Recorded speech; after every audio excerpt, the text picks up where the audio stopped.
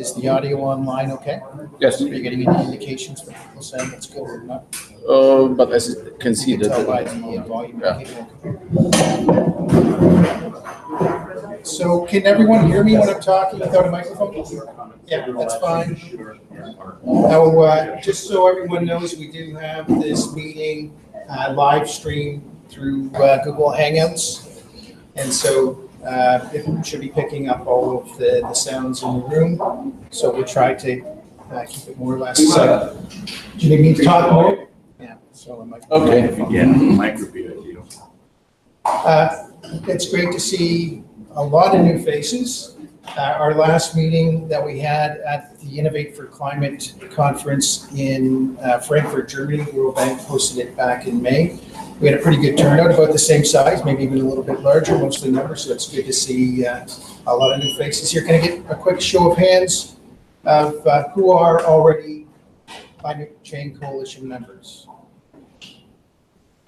So it looks like the majority of people here are not yet members. So welcome to this afternoon workshop. I'll hold on to it.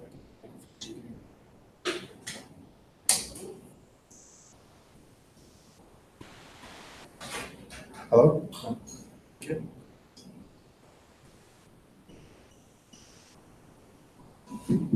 That's better. Yeah. I thought it was better. And maybe just key volume from wherever the system is, yeah. But you're definitely getting picked up. Test? Yeah, at least there we just got to control the master volume. Okay. How does that sound? Much. Thanks very much. I wish I had a microphone stand. So I know we're a bit behind schedule. This is the agenda that we circulated earlier today. It's a slightly changed, simplified version of the agenda. We'll quickly go through some opening messages by myself and then do some member introductions. I don't see too many members yet in the room, although I know there's several others that are coming.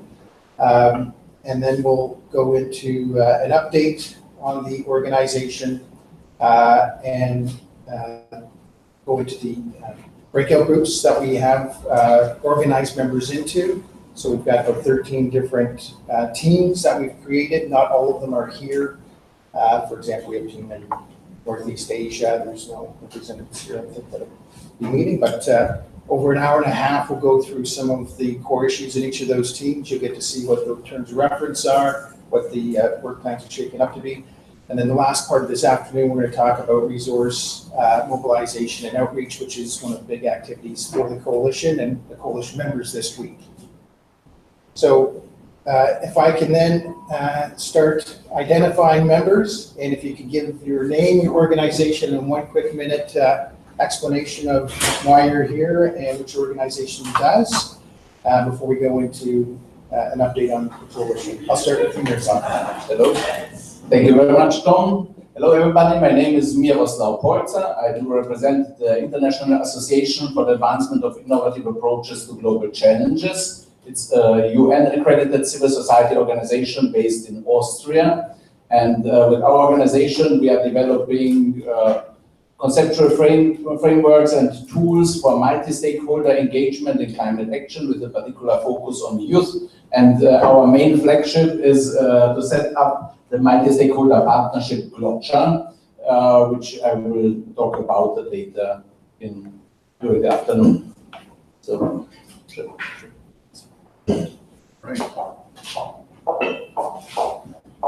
All right. My name is Arnold Strong. I'm the communications director for an organization called Unify Earth Network. We basically spent the last 12 months doing about 1,000 upgrades to the bit core. We call it blockchain 3.0. We really sort of realized that one of the core sort of cracks in the firmament of the blockchain was an awful lot of the promise was yet to be delivered, and certainly not delivered in a very values-forward organization. So we've aligned our path with the United Nations. We're really all about the 17 Sustainable Development Goals. We were just there for Blockchain for Impact a couple months ago. We were at the United Nations all last week for the Media for Impact. We're doing a series of major announcements on the 24th there at the United Nations again.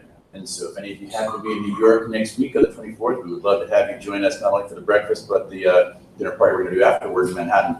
But we can talk a little bit more about that. And with that, I'll turn it over to my friend Ari.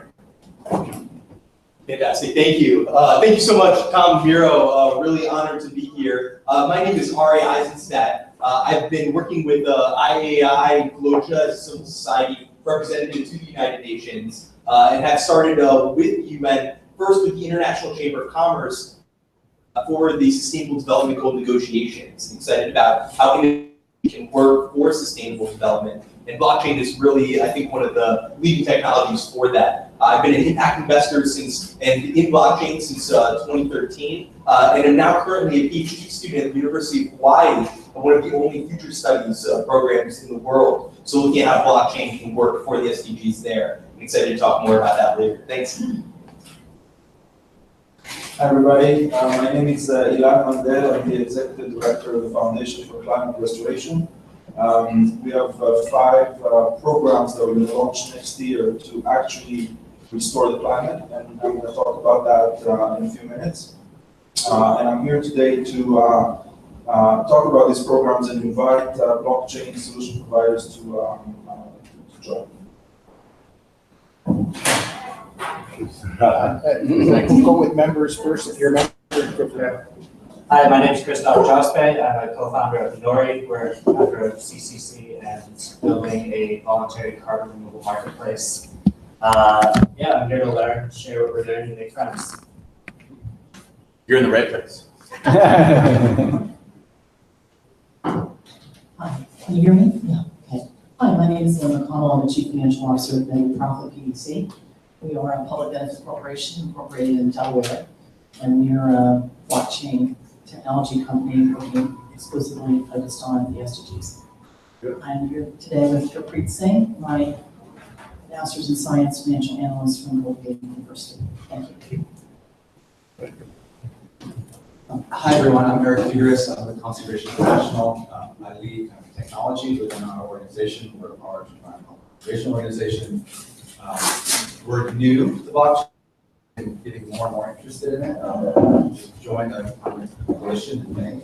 So we're really, I'm here to learn and connect more with some of our scientists and thinking about solutions for climate change and new technologies.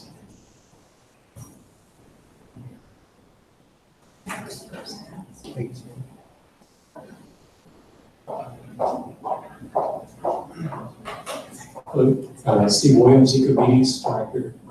Joined the coalition about a week ago, so really happy to be here, find out more about what's going on. EcoBees is a startup that manages the largest database of sustainable high-performance products in the world. 500,000 products listed, all certified through various eco-labels and third-party folks. And we're the engine behind the U.S. government's SF tool, Sustainable Facilities Tool. So we're looking forward to learning more about blockchain and participating as best we can.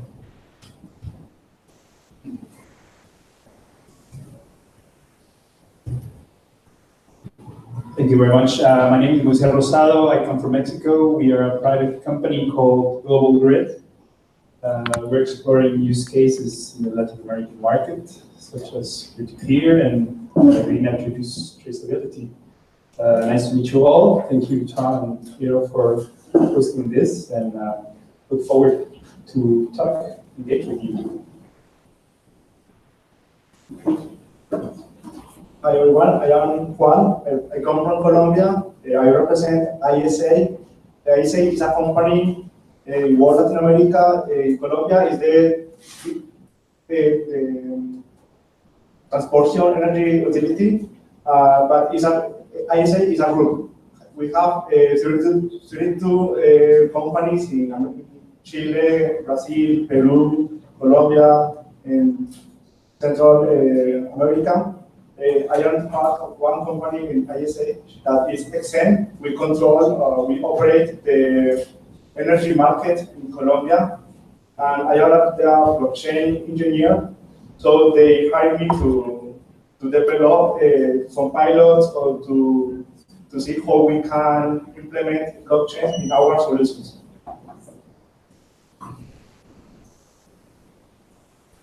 Hi, my name is Joseph Pallant with Franklin Climate and Blockchain for Climate Foundation. I'm from Vancouver, Canada, and we'll be speaking a little later, so I won't go on too long. But blockchain, it's making things rain. Yeah. You want something to happen. Our task is to put the Paris Agreement on the blockchain. So to connect the national carbon accounts of all of the countries in the world to enable investment to flow where it's best situated for reducing greenhouse gas emissions, and to link up the countries under the Paris Agreement so that they can get down to work reducing emissions. Thank you.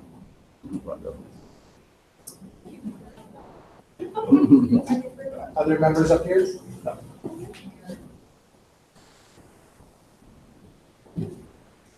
Everyone, my name is Rosario Piazzese. I work with my colleague Dominic in the Consulting Development Strategy. It's a Swiss company focused on blockchain topics and digital transformation. We are focused on the IT side of blockchain technologies and in developing a couple of platforms focused especially on logistics and on financial environment, but not in cryptocurrencies. Very good. Yes, I'm Dominic Levicki. I'm here to support the company in this amazing association. Love blockchain, super passionate about it and its potential to revolutionize everything, build transparency into processes and push humanity forward on climate solutions. Nick? Hi everyone, sorry for the picture. My name is Nick. I run the Zurich-based Cleantech 21 Foundation. We're a founding member of the CCC and we've been at the blockchain climate intersection for about 3 years. We have last year held the world's first climate blockchain hackathon with great participants such as Mika having his lunch right now. And we built this program out into an innovation program because we think there's enormous potential at the intersection for very tangible climate action. Once you clear out all the fuss and the hype that's going on right now, there are a few very, very tangible, very, very good cases as well worth looking at it from a development point of view. Yes. Thanks very much, Nick. Did we miss any coalition members who'd like to give a brief introduction at this point? Then I would invite our host, Open Austria. Thank you. Hello, everyone. My name is Clara Bloom. I represent Open Austria. We're the Austrian consulate in San Francisco. We're a bridging organization whose mission is to connect Austria with the Silicon Valley. So any startups that want to come to the Valley, they come to us first. I'm in charge of art and science, so any questions about artists and scientists in the Bay Area, feel free to pick my brain. Other than that, I'm also an expert in registration, so. We're looking forward to hosting this event together with these incredible guests. And we also have an evening event, so feel free to stay later for incredible panel discussions. Thank you so much for to the Climate Change Coalition and for Vatcha for hosting this event together with us. We're very excited to have you here. Enjoy. Thank you.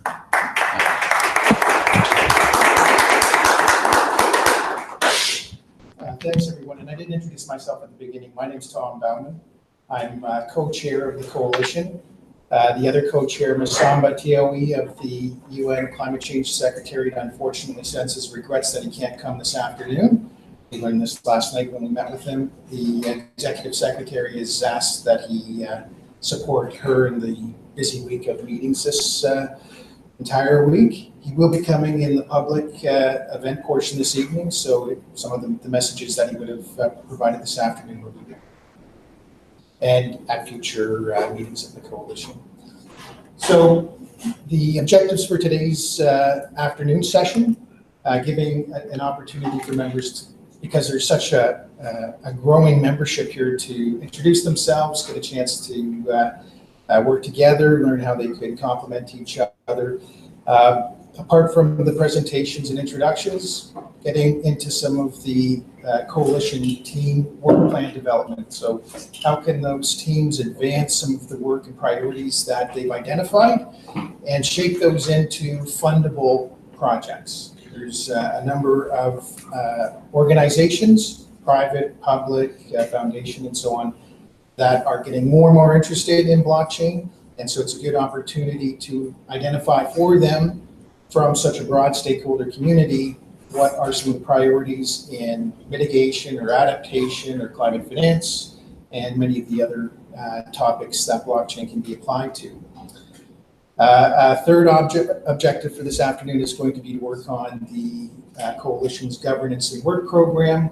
And then we'll wrap it up, as I said earlier on, about how can we enhance our efforts to reach out and mobilize resources, financial and otherwise, not only towards the Coalition, but to the members' activities in order to see blockchain realize its potential sooner rather than later. So those are the objectives for the afternoon session. These objectives and priorities relate more specifically to the Coalition. So the Coalition is it's a shared platform, kind of like an industry association. By working together, creating a community resource that can be a benefit to each of the members, but also their stakeholders as well. And that's where the members and their stakeholders can collaborate around issues of common interest. And the Coalition really is a grassroots volunteer effort. We're 9 months old, 8 and a little bit months old right now, and we're just starting to get up on our feet. And so we're not yet at the point where everyone can come to the Coalition and say, well, what can I get from it? We're still at the, what can I bring to the Coalition in order for it to reach a critical mass so that it's more and more benefit to members and to their stakeholders. And so the Coalition is trying to serve two major parallel strategies. One is helping members with prompt starts. Innovation in this space is moving so radically fast, but at the same time, how do we support the governance and safeguards to ensure that the growth in this space, climate and blockchain, is as healthy and vibrant as we can make it.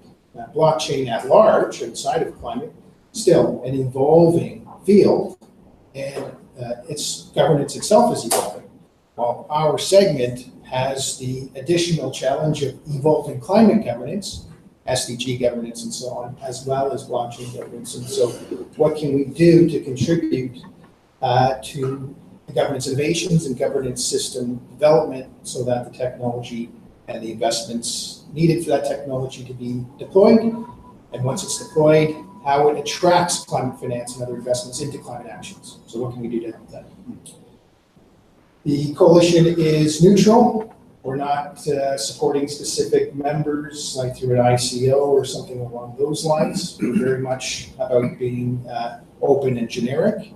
We're technology neutral, et cetera.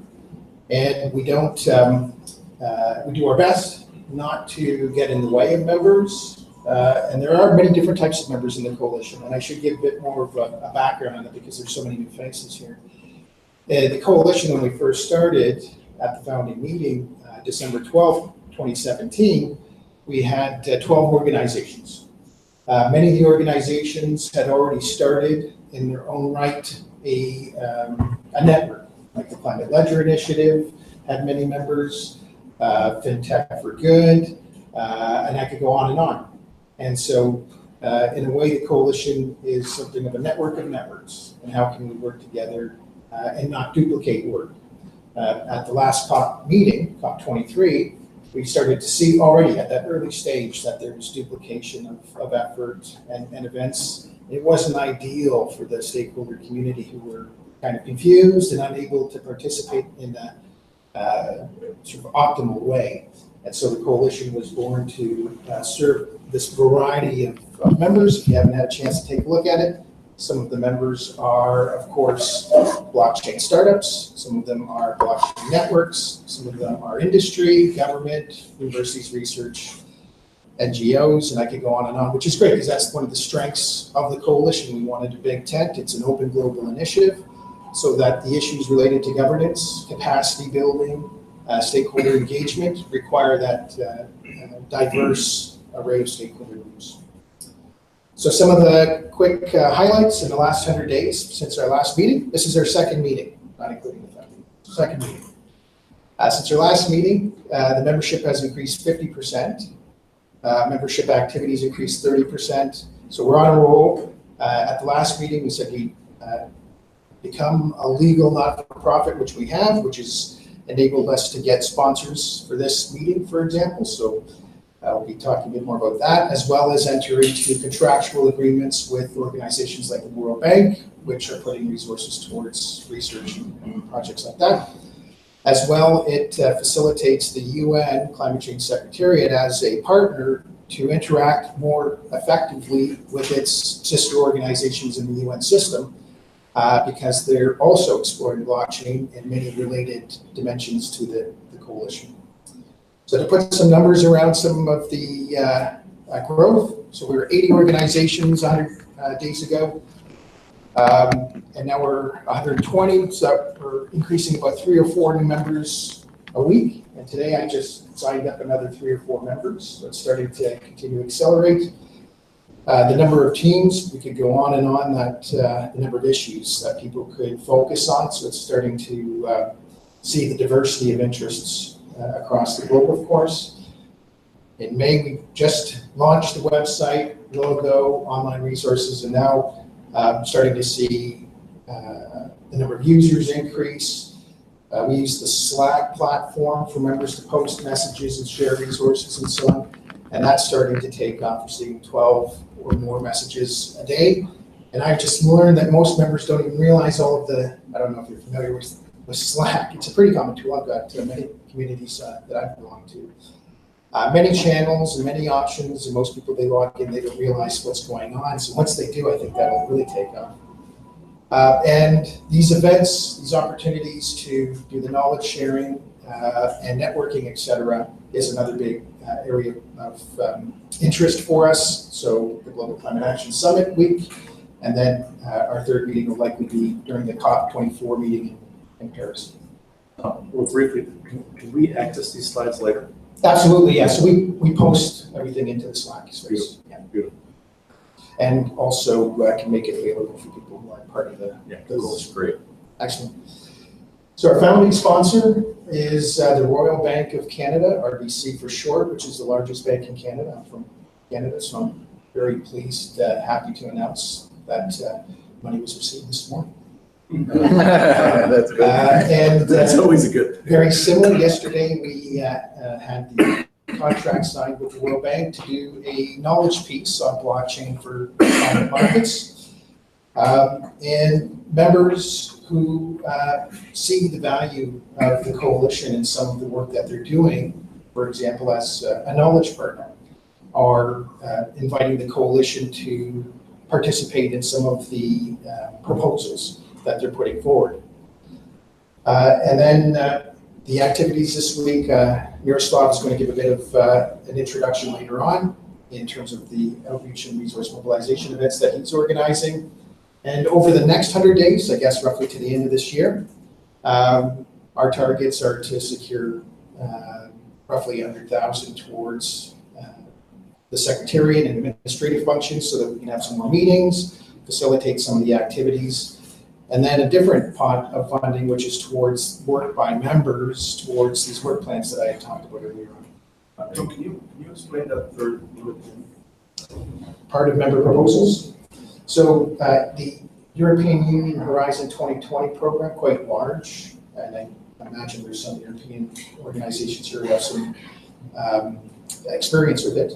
And so some, depending on the type of proposal that's put forward, if in the case of blockchain, if you're looking at sharing knowledge or getting feedback from communities on a particular issue like finance or mitigation or climate restoration, whatever it happens to be, a team or interested group within the coalition could get be involved in that project. Now, different ways.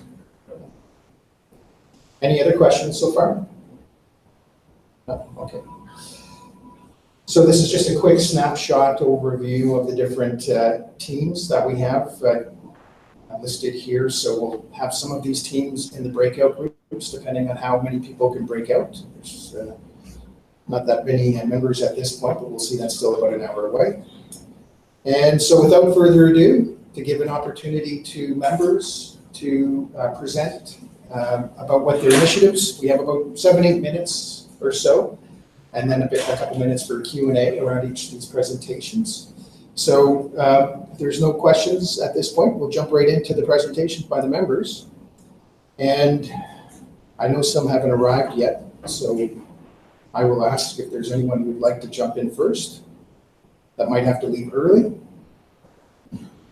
If not, I'd like to invite Joseph Pallant. Joseph Pound, everybody.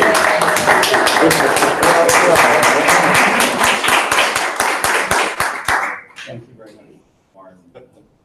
Welcome. And really great to be here. Hello to all the folks back home on the video link. And this is my first in-person Climate Change Coalition meeting. Though I think I've made all the other ones but one online. And so really great to be here and have that handoff between physical and digital, which is so much of a part of what we're doing, and I think also a lot of what we need to do to convince the rest of the world of the value of blockchain and how it can be applicable to their work. So here we are. So my name is Joseph Pallant, and I manage a business division called Brinkman Climate based in Vancouver, British Columbia. There, we develop emission reduction projects and help smart climate policy succeed. So I've been working on offset project development, protocol development, and then a bit of policy integration for the last 14 years, essentially, since our team put the first Kyoto CDM reforestation methodology forward. And it's pertinent because we've been coming from really the ground game of project implementation and building digital tools to quantify and issue notional, invisible, intangible commodities that have to do, in this case, with climate. And so when I fell down the blockchain rabbit hole last spring in earnest, I'm like, oh, making carbon offsets, which is what I do, is kind of like putting carbon tools on the blockchain, or like putting units of anything on the blockchain. So this will be a lot of fun. And as part of that, have founded the Blockchain for Climate Foundation, which has a focus, which you've probably seen because it's right at the start of my slide. So the Blockchain for Climate Foundation is putting the Paris Agreement on the blockchain. After spending lots of time in ground game, we figured we'd really go right to the top, to the Uber level of climate collaboration and get to work building blockchain tools to connect all of the countries in the world, connect their carbon accounts using the tools of the Paris Agreement and Article 6 of the Paris Agreement, which promulgates this unit, which we'll talk about in a moment.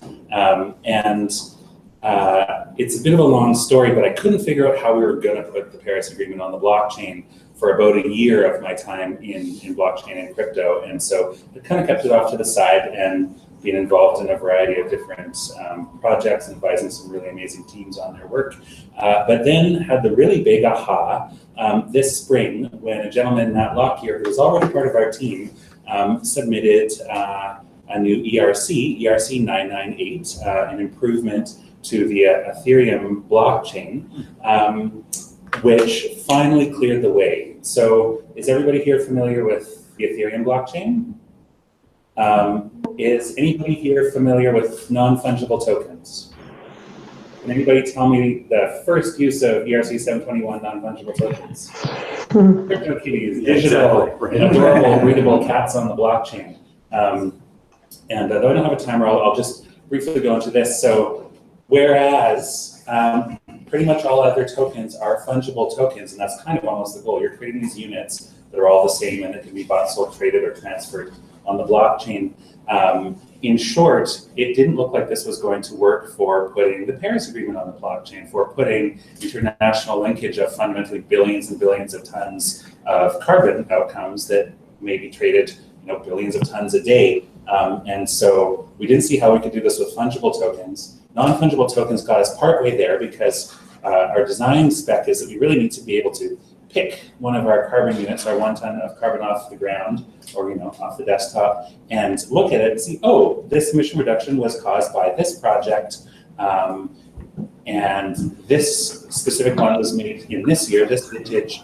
Here's the track back to our verification and audit documents, and then also part of the Paris Agreement is there needs to be national approval for trading across borders. And so there's only a few stacked into one unit. And so with CryptoKitties, that they were invented in Vancouver, and that's where I'm from, so that was really neat. Realize that, wow, with that we can pack the data, but they can only be moved one at a time. And if anybody was trying to do anything on Ethereum last fall, it completely ground to a halt because there was like 30,000 transactions backlogged at all times. And so that was part way, one step there and one step back. And then this spring, Matt Lockyer proposed ERC 998 about crypto composables, or crypto composable non-fungible tokens. And really at a high level, what that means is these tokens can hold and own other tokens. So you can almost think of them as like a token that's a wallet and that can own other non-fungible tokens and fungible tokens beyond that as well. And so here we had a pathway to create a hierarchy of issuance of carbon value, potentially national carbon account, tracking down to project level and regulation level, and then specific projects and then specific tonnages. And so we're away to the races. The next piece, yeah, that's what we're doing. Composables are neat.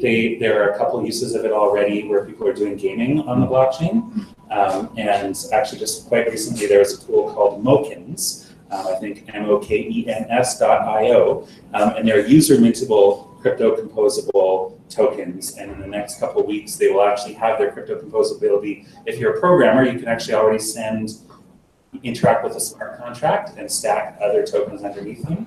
And in a couple of weeks, Nick Mudge is developing this colleague in Sacramento, and the composability will be up and running soon. And I mention this because you can actually go and mint a Moken, and I'm going to go mint a Climate Change Coalition Moken, once you sit back down or something to memorialize this, and you can stack data in there, and then you can start loading things into there in a couple of weeks. So it's exciting times, and we're excited to use this pathway and build it out to put the Paris Agreement on the blockchain. Maybe I'll just touch on why. How many minutes? 2 more minutes. Great. So the reason why is really simple.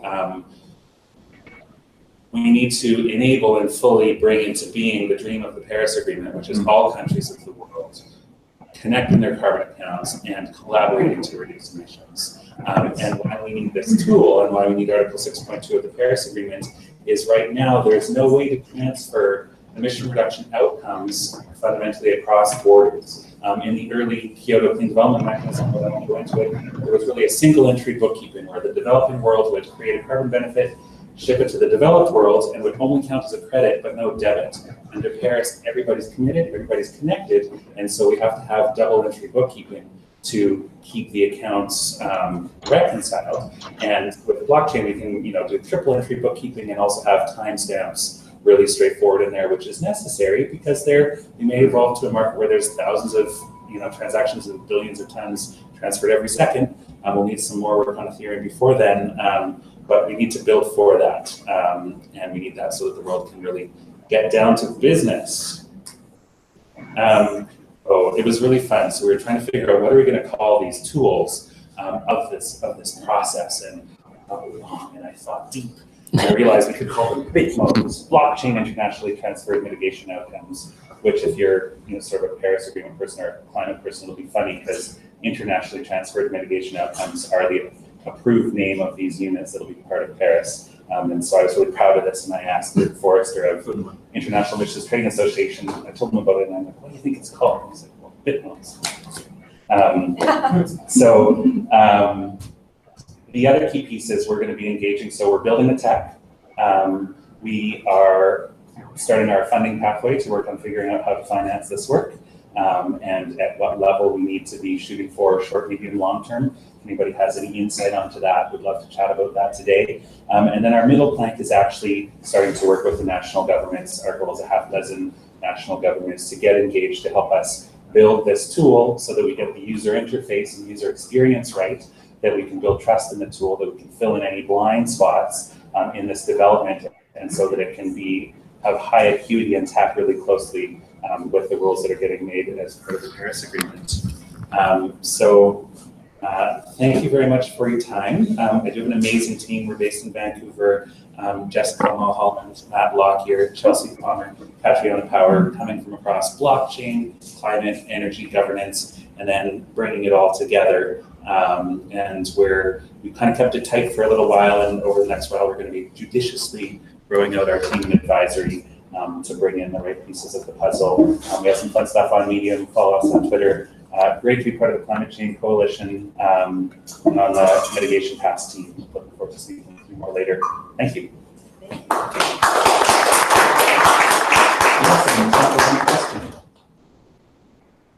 I'd like to suggest explore bringing this to Israel.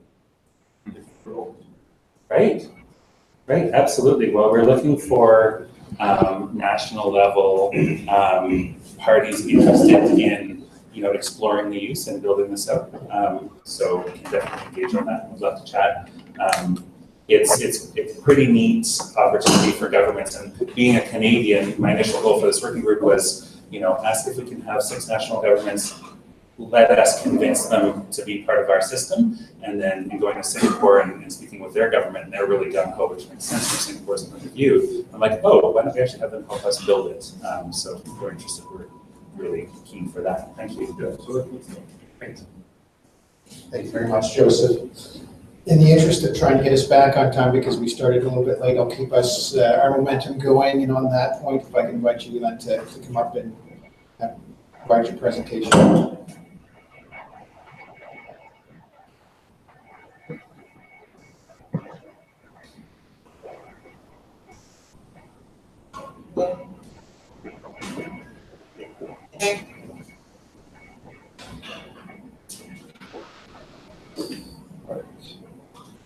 Everybody can hear me? Okay, so like I said before, I'm the executive director of the Foundation for Climate Restoration. Our vision is restoring a healthy climate for our children. So that's what we found that we all want.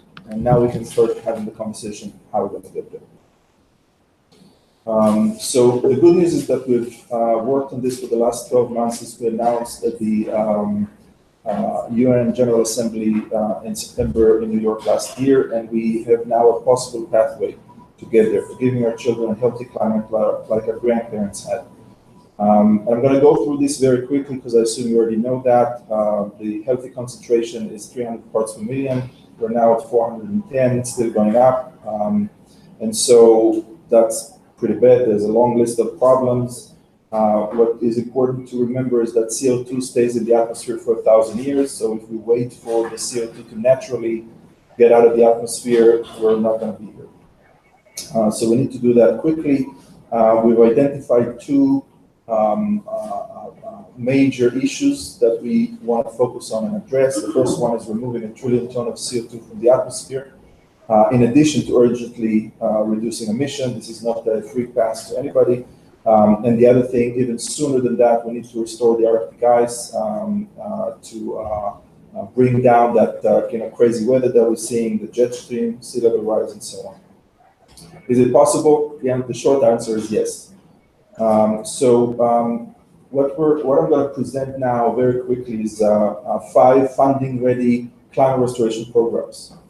How we're actually going to get the CO2 out of the atmosphere, restore the Arctic ice, cool the planet, and do that in time so our children can enjoy it. By the way, I'm planning to be here for at least 30 more years. So, so the first program is called Surface Albedo Modification. You can see the logos of the organizations that are involved. The main solution has been developed by Ice 911, an NGO that's been working for 12 years now. The material that you see at the top right is the material that they are, it's a floating sand basically, like silicon and glass, completely harmless to the environment. They spread it on the surface of the ocean in very strategic areas based on climate modeling, and that reflects back the rays of the sun so that they're not absorbed by the dark blue ocean. Right? So instead of 90% of the energy from the sun absorbed by the ocean, which is now becoming an accelerating element for a the global warming. Sun is being reflected back, and so we're creating a cooling effect. These people have already been doing field testing in Alaska and ready to be deployed in Greenland as early as next year.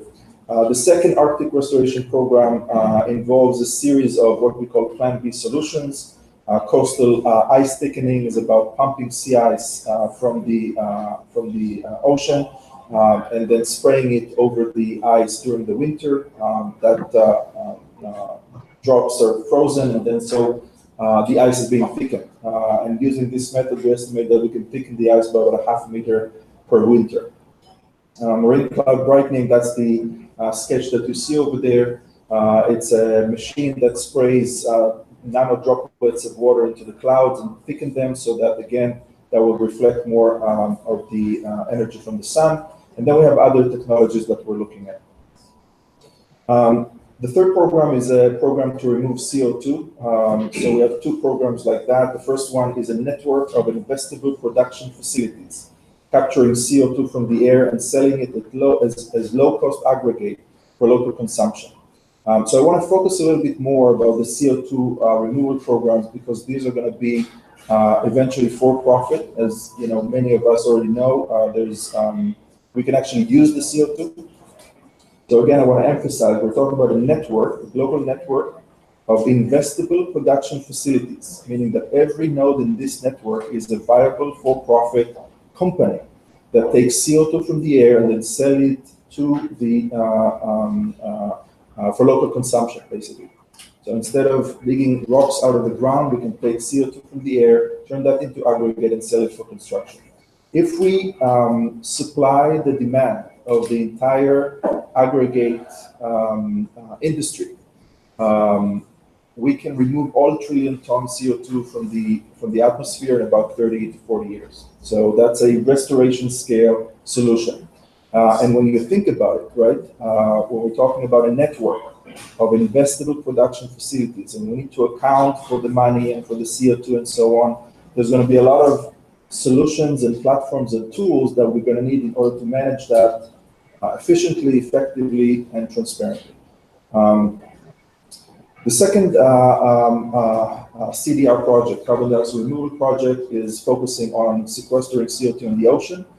So we have multiple technologies and solutions and organizations that are working to regenerate ocean-based ecosystems, whether it's the phytoplankton, the algae, the fish, the seaweed, and so on. These obviously can sequester a lot of CO2. If you take all the trillion ton of CO2 from the atmosphere and sequester it in the ocean, it's going to increase the concentration of CO2 of carbon in the ocean by 1%, insignificant 1%. So between these two solutions, taking CO2 from the atmosphere and using it, sequestering it permanently in our construction, or sequestering in the ocean, we can safely remove 1 trillion ton CO2 from the atmosphere within the next three decades. And you can see that we already have companies that are working on that, and so on. So the last project, the last program, is about how do we take these methods and make them viable and sustainable over time. And so we have several solutions. We have an online funding platform that basically lowers the bar for investors, whether accredited or non-accredited, to invest in climate restoration programs. Very powerful platform that's been in operations for the last 6 years, raising hundreds of millions of dollars. So we're looking at using that platform to raise money for this project. We're looking at launching a climate restoration investment fund and other programs with family offices, foundations, and ultra high net worth individuals. So it's important to understand that what we're talking about, climate restoration, removing 1 trillion ton from the atmosphere and restoring the Arctic ice, is necessary and sufficient. It is necessary, it is sufficient, because if we remove 1 trillion ton from the atmosphere, we're pretty much going to solve the problem. And if we restore the Arctic before that, then we can make sure that by the time we get to 2050, which is our goal, 300 ppm, parts per million CO2 by 2050, then that will address the climate issue. Of course, there's a lot of other things that need to be accomplished, the regional level and so on and so forth, but without restoring the climate, none of it is going to matter. It is also sufficient because if we restore the climate, if we know how to allocate trillions of dollars toward removing 1 trillion tons CO2 from the atmosphere effectively, efficiently, and transparently, if we have that system, we have a governance structure in place that can do that for humanity, then we have a system that can address any of the sustainable development goals, any issue that humanity is going to be facing from now until the next millennium. So it's really, that's why I'm where I am right now, because I believe that this is the key to getting where we want to go. This is our roadmap. We're starting now, actually started last year, worked for 12 months. Now we have these 5 funding ready programs. Today is the first day of our fundraising campaign. And so this is our roadmap. I still have 1 minute, so I'm going to quickly go to the last slide. So I'm here today to invite whoever wants to join us and provide these blockchain solutions and so on. We're going to need MRV. We're going to need ways to manage the flow of money. We're going to need ways to validate the impact and so on and so forth. So I'm coming to this from the climate side, not from the blockchain side. I'm here to look for partners that can join us to have their logo as part of this presentation, right? To have this part of this package. Next a couple of weeks, we're going to be in New York. We're going to present at this forum to 200 funders, family offices, foundation, and then from there, we're going to go and raise the money. Our goal is to raise $20 million to get these programs going. And we have in that budget some line item for blockchain solutions. So at some point, there's going to be a breakout session, and please approach me, and we're going to figure out exactly how to include you in this proposal. Elon, on behalf of Unify Earth, I'll tell you, you just got your first partner on that pitch, so we'll be due deck. We'll see you in New York. Thank you so much. Thank you very much, Elon. Any questions? Okay, there's one question back there. So sorry, you said you're trying to raise 12 million to get the whole slate, those 5 projects started? No, I said 20 million. 20, thank you. And you can see here that this is just the beginning, right? So 20 million is our budget for the next 2 years to get these 5 programs going. With the outcomes of the programs, we're going to start raising the rest of the money and figure out how that's going to happen. Any other questions? All right, thank you very much. Thanks again, Elon. And as Elon had said, after the member presentations, and we do breakout sessions, one of the breakout groups will be about outreach and resource mobilization, and this particular event as one example, and I think Miroslav will also be talking to it. Then if I could invite Rosario from Consulting and Development Strategies to present next.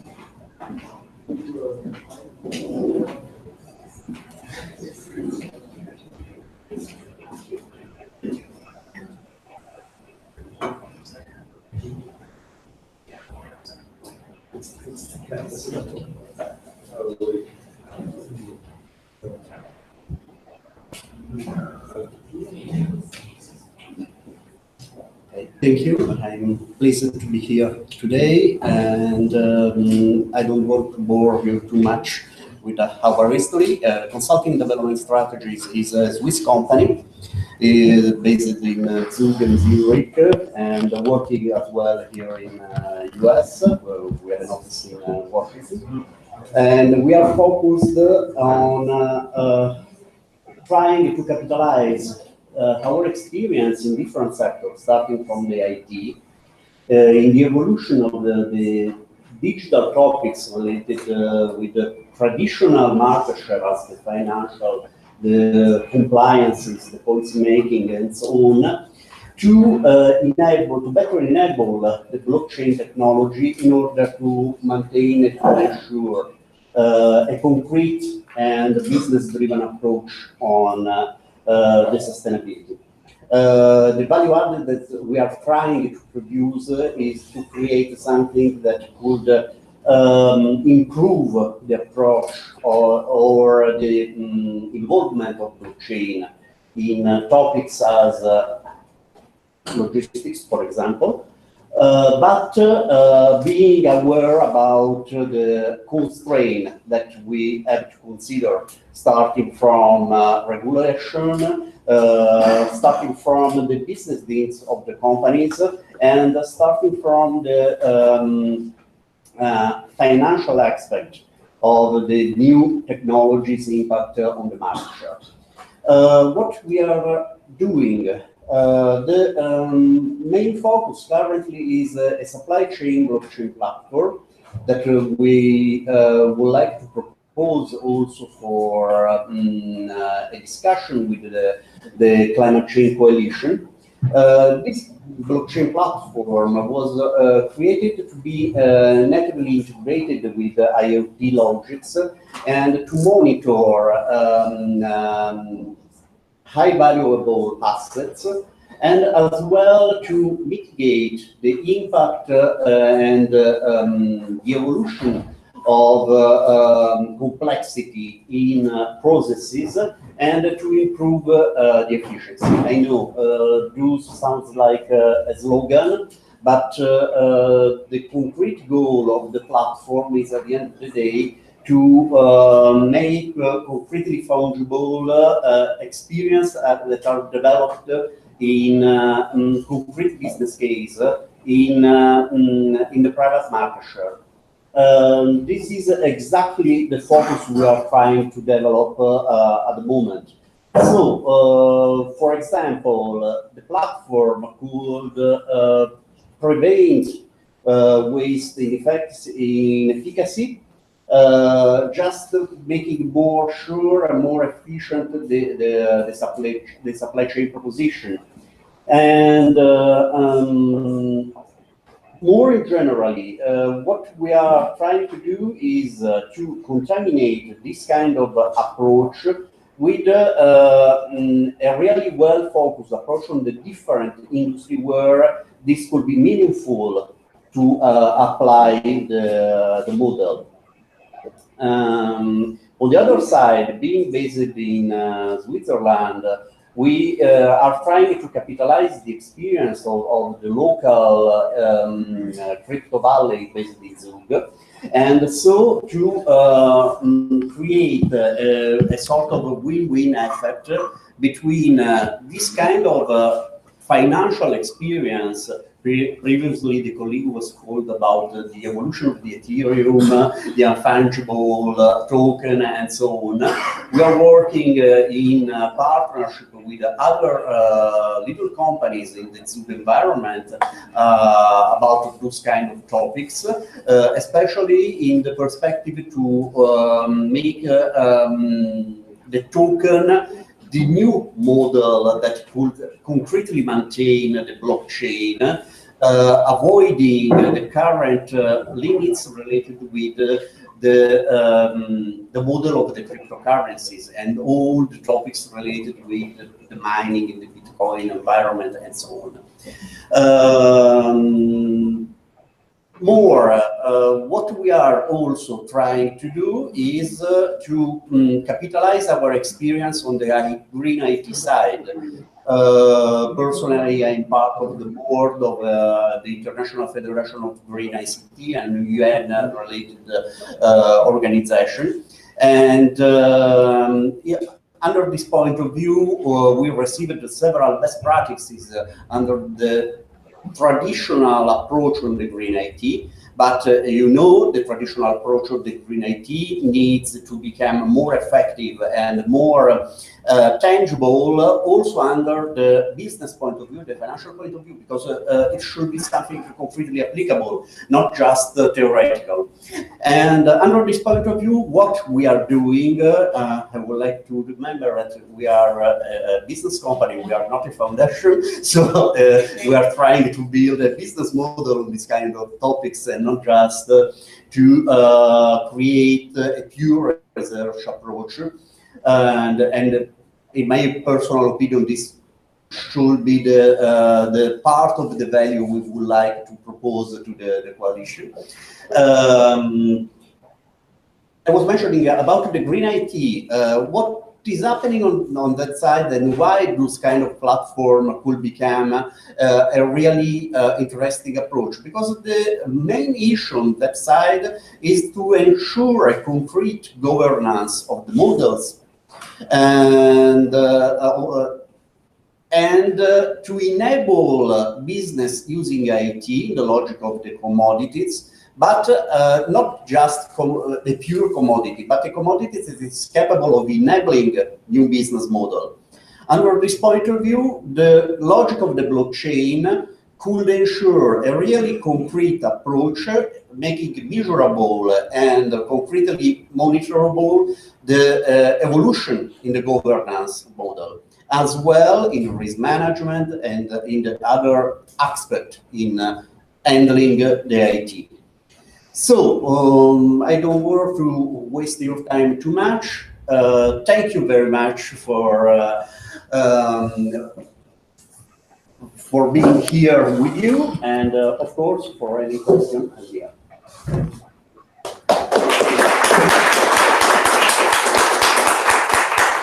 Any questions for Rosario? Okay. Very much. Nick Bainlinger, if I could invite you to come up next, please, another member from Switzerland.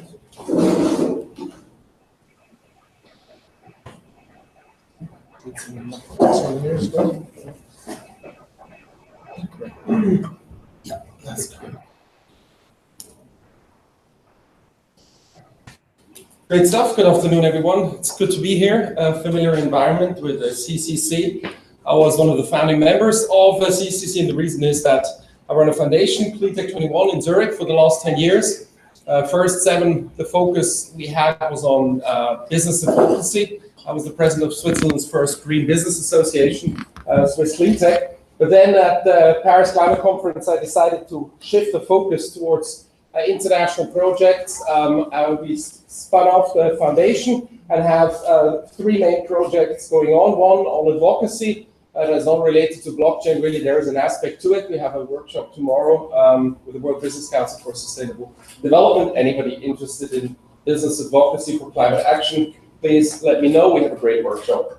The main focus, though, going forward for us as a foundation is innovation, where we have been the initiators of the Climate Ledger initiative that was mentioned before by Tom. It's a government-financed initiative that looks at the potential of the intersection of blockchain and climate from a government's perspective. There's lots of implications if you're a government from this technology, how you regulate and what targets you set, so on and so forth. That we do with Climate Ledger. And the main focus that I'm dealing with right now is our innovation program called Hack for Climate, and I'm going to quickly talk to you about that. It's an innovative way of fostering fast and tangible innovation at this intersection. We've done it for climate starting last year, and we've just announced 2 weeks ago that we're going to do the same innovation format for water as well. As anybody interested in water, let me know. Main thing that Cleantech 21 has done after 2 years of preparation was this hackathon called Hack for Climate. We did many workshops before that, did a global application and recruited the best 100 hackers from 33 countries. We all invited them to Bonn, to the climate conference, where we had a hotel boat rented with everybody on for 5 days, with lots of great corporate supporters already, some foundations as well. And we showed there in sort of very basic, rudimentary ways that there is this potential. We have a hacker in the room, Mika, who was part of the team on the boat and making a great contribution in the energy space.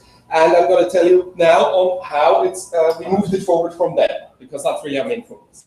Well, that was our hacker crew on the boat. So you see by the 1.5C and the price on carbon sign that we're very serious about climate action.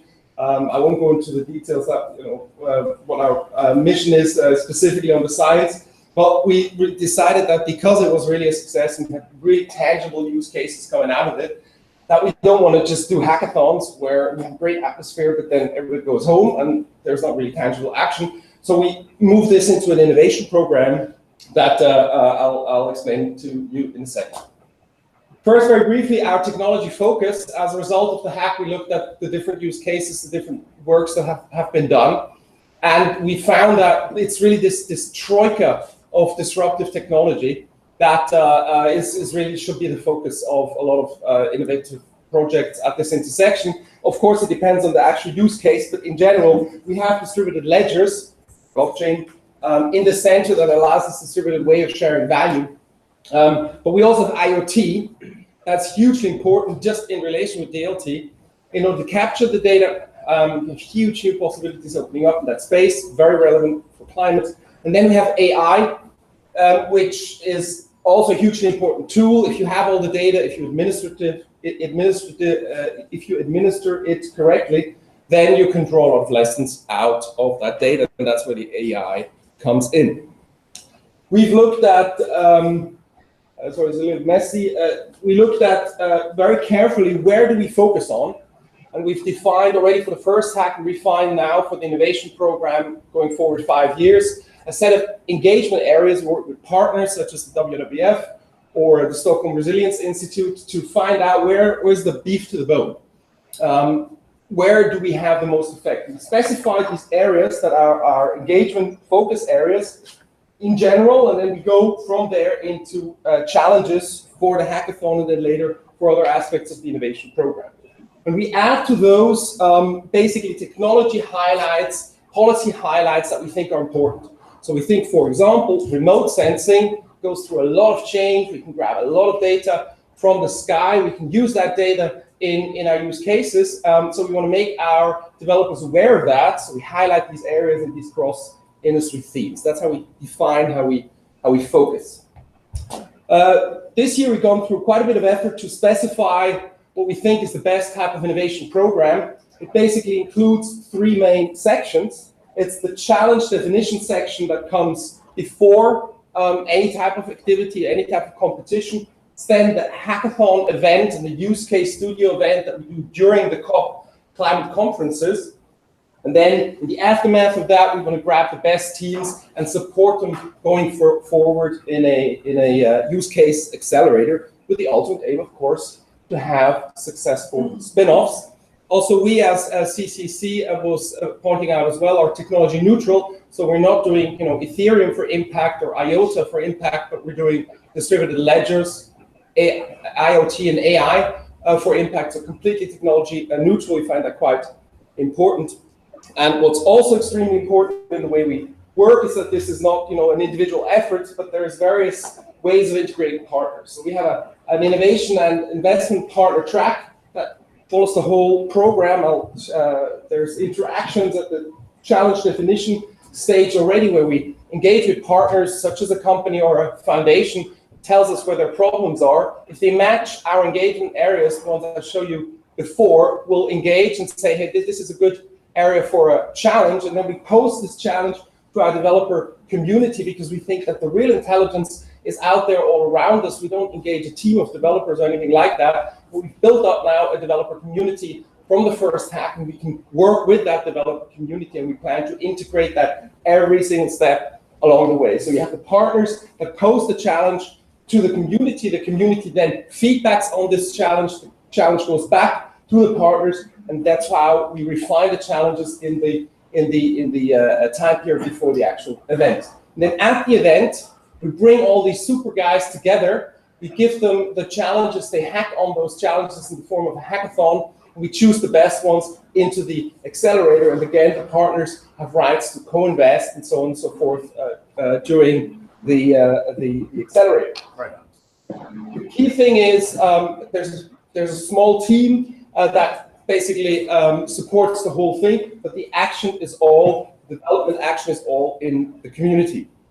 To split that up over time, this is how it looks. So we have a challenge development phase at the COPs, our main events, following one after the other, 5-year program, and then the best cases at the events are being selected. And at each stage, we also offer the possibilities of other partners submitting to us challenges or use cases. And then also in the investment stage, the program foresees that we always co-invest with partners.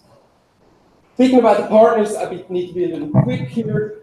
Two main affiliate program tracks for innovation partners, NGOs, foundations, family offices, and for impact partners. The impact partners more the investor view, the innovation partners more the corporations who have actual industry experience, actual project experience, and want to bring that forward. And we see the main advantages in the HR, PR, and CSR fields. Mostly HR counts for our partners.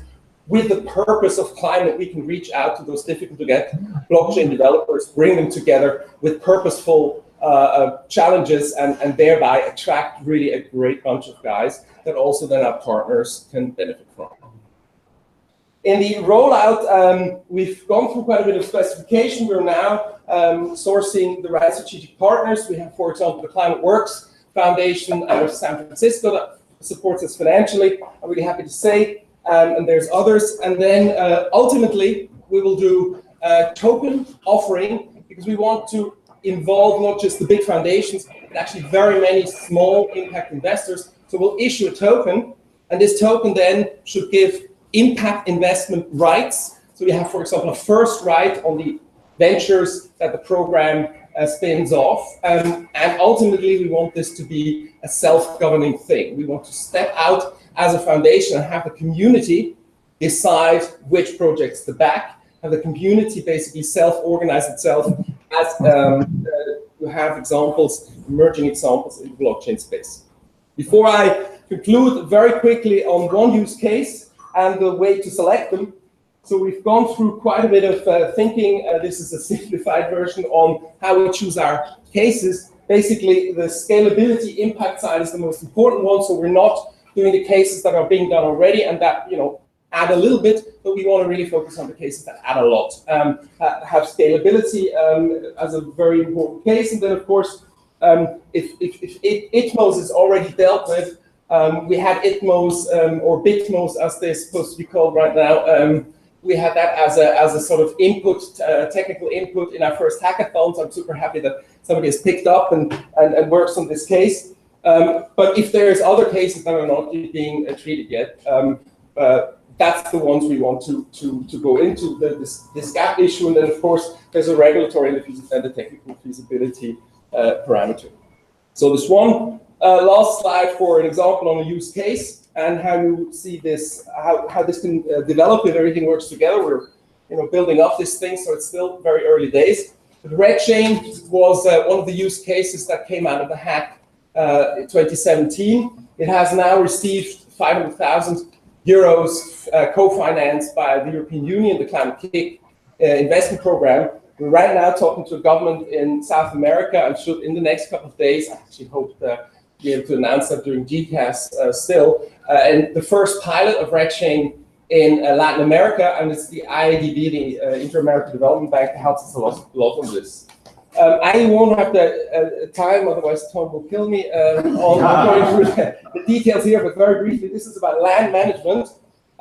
It basically offers sort of an end-to-end solution for investors, governments and private investors on land management to monitor, report, and verify what's happening with their projects. It basically uses distributed ledgers, so the different countries can update their land-related information in a distributed way. It then has a predictive analysis element using AI, so we look at past satellite pictures, recognize patterns, and based on that, based on the patterns of deforestation in the past, we can judge what the deforestation is, where it's going to occur in the future, most likely. We integrate a lot of sensing, so new information from satellites coming down that allows us with image processing to basically count trees and do very detailed things. We also have ground sensing type information where we integrate the local custodians with a mobile application, so people make a picture of the forest, a farmer would take a picture of the forest, verifying from that point of view that the forest is still forest. We combine the remote sensing and the local type sensing together to do an impact analysis with sort of these different sources. Crunch it with AI, so again, we understand patterns. Then there's a smart contract build-up that allows us to execute payments automatically. So the satellite takes a picture period 1, takes a period 2, compares the two with image processing, if we see it's still forest, a payment is executed for this particular piece of land, for example, from Norway to Chile as a recipient, or for example, from the project to the local custodian to his or her mobile phone. So we have a really direct, low-cost way of engaging and incentivizing people. And then lastly, this is very much compatible with the Red Cross process, so that we can basically offer a country, if they engage with us like this, to then reach additional donors, additional finance, because they offer improved MRV. And the last point, tokenization, is obvious for those who work in the space. If we have forest assets, these are very prone to different types of ownerships that distributed ledgers offer. So we can not just have pension funds own huge chunks of forest, but we can actually tokenize forest, and then have different individual investors holding small chunks of forest through their tokens. And with this type of MRV system, we can make it very attractive. So we can send them satellite pictures of the piece of forest that they own. We can keep them informed if something happens with their forest. We have the local guy running the farm next to the piece of forest that you own, taking a picture and showing, hey, it's still there. That's what you invested in. Wow. So that's what we, this is one use case that we do. And if anyone wishes to engage with us, we need lots of money. We need lots of internal content type support. And we need lots of developer talent. We don't want to do this alone. We can't do this alone. This is a way to do it together. Reach out to me, please. Thanks a lot for your attention. If there's questions, I'll have to go 3:45, but I'll be back at 6. And if you have questions, we can ask them now, or I'm around. I have one question? One question? One question? Yeah, 2 questions. Yes, the first one. I don't know. You've been a little bit. So I understand you're saying you're not identifying with a specific change you want to do with ledger for development. Are you saying that you want to create your own chain for that? Or, Sorry, you need to repeat. I didn't accuse you. Okay, you said that you're not identifying with a specific Ethereum or one blockchain. No. Yeah. And that but you need money for development. Are you want to develop your own distributed ledger, or how are you? What are you saying to that? Yeah, thanks for the question. No, we don't. This is no MRV type, blockchain project. We offer an innovation program, and we want, depending on the specific challenge in question, the team to choose the blockchain platform to realize the solution for the challenge for. So we IXO, for example, the IXO Foundation could become a partner here where we use their blockchain that already offers some stuff in this direction for one specific use case or challenge that we specify. What if you found one that covered all the bases? Probably not, because it's unlikely to have this one, one solution fixes all technology solution early in this race. We want to keep ourselves very much open. We, for example, like we call it distributed ledgers, because we like blockchain, but we also like DApps, right? We think, Hedera, IOTA, all these new type of DLTs have a lot of potential, and especially if you talk about green IT and, energy use of mining and things like that, you do want to be very open to scalability and to energy use and to the advantages with platforms other than traditional blockchains. Thanks for the question. Fantastic. We're on later. Thank you very much. I think this might be a pack. It's a pack. Okay. I can shout. Yeah. Okay. Okay. It's out of batteries. I think so. You can check on everything. Can everyone hear me? Yep. Great. Raise your hand. Raise your hand if you want to reverse climate change. Keep it raised if you think that's actually possible. Awesome. Preaching to the choir. This is wonderful. So that's Nori's mission. We know we're not doing it alone. It's wonderful to be here in the room with many fellow travelers. Reversing climate change is pretty simple. We need to balance the amount of carbon dioxide in the atmosphere to manage the greenhouse effect. And the only way to do that is to stop CO2 from going to the atmosphere and also to pull it back. And we're focused on the latter. So what are we doing? We're building a private marketplace. So we're making it easier to have people pay other people to remove carbon dioxide from the atmosphere. We're building on the blockchain so it has the accountability and transparency and ensuring what Joseph talked about in the triple entry bookkeeping, Essentially, we're trying to be an API that just plugs in so that carbon removal activity isn't happening and people don't even need to think about it. It just makes it as easy as possible for people who can remove CO2 to get paid to do that. And we're hoping to really democratize this carbon offset industry, dramatically expand it, and make one Nori token redeemable for one carbon removal certificate, which is the equivalent of 1 metric ton of CO2 removed from the atmosphere, plus or minus 10%. So in a very simplistic level, how does it work? On the one side, you're removing CO2. That generates a carbon removal claim, which turns into a carbon removal certificate when it becomes verified. We have different methodologies that we have come up with, and we're, as a startup, starting with one at a time. So we're starting with soil carbon removal. And so that here, we've got a little farmer. They would remove CO2. There are ways for them to submit data, which we query, and then generate a certificate. We're right now in the middle of a pilot to work with a number of farmers who are working with us right now to start making carbon removal certificates. Once they own those, they then take them to the Nori market, or they can sell them over the counter. We can talk about that. That would then be redeemable for a Nori token, which would immediately retire the carbon removal certificate. The Nori token then transfers to the owner's account, the supplier's account. They can sell that for cash, other cryptocurrencies, what have you. We're hoping that the price of the Nori token becomes one reference price for what the value is to a buyer to remove carbon dioxide from the atmosphere. There are many methods to remove CO2. Elon talked about some of the moonshot, further out there ideas. We love them. We also know that trees are a great way to remove CO2. There are ways to remove CO2 through soil. There's wonderful activity happening in blue carbon space, restoring mangroves. The industrial side is less developed. I come from a background in direct air capture, and so in a funny way, I'm an industrialist who has drunk the ecological Kool-Aid and thinks that's the best way to start. But we know that you can geologically sequester enough of all the world's emissions to deal with the problem, and then we look at hybrid solutions, whether that's something like bioenergy with carbon capture and storage, or biochar, or forms of enhanced weathering, where you're crushing and grinding rock and spreading it over to weatherize and sequester CO2.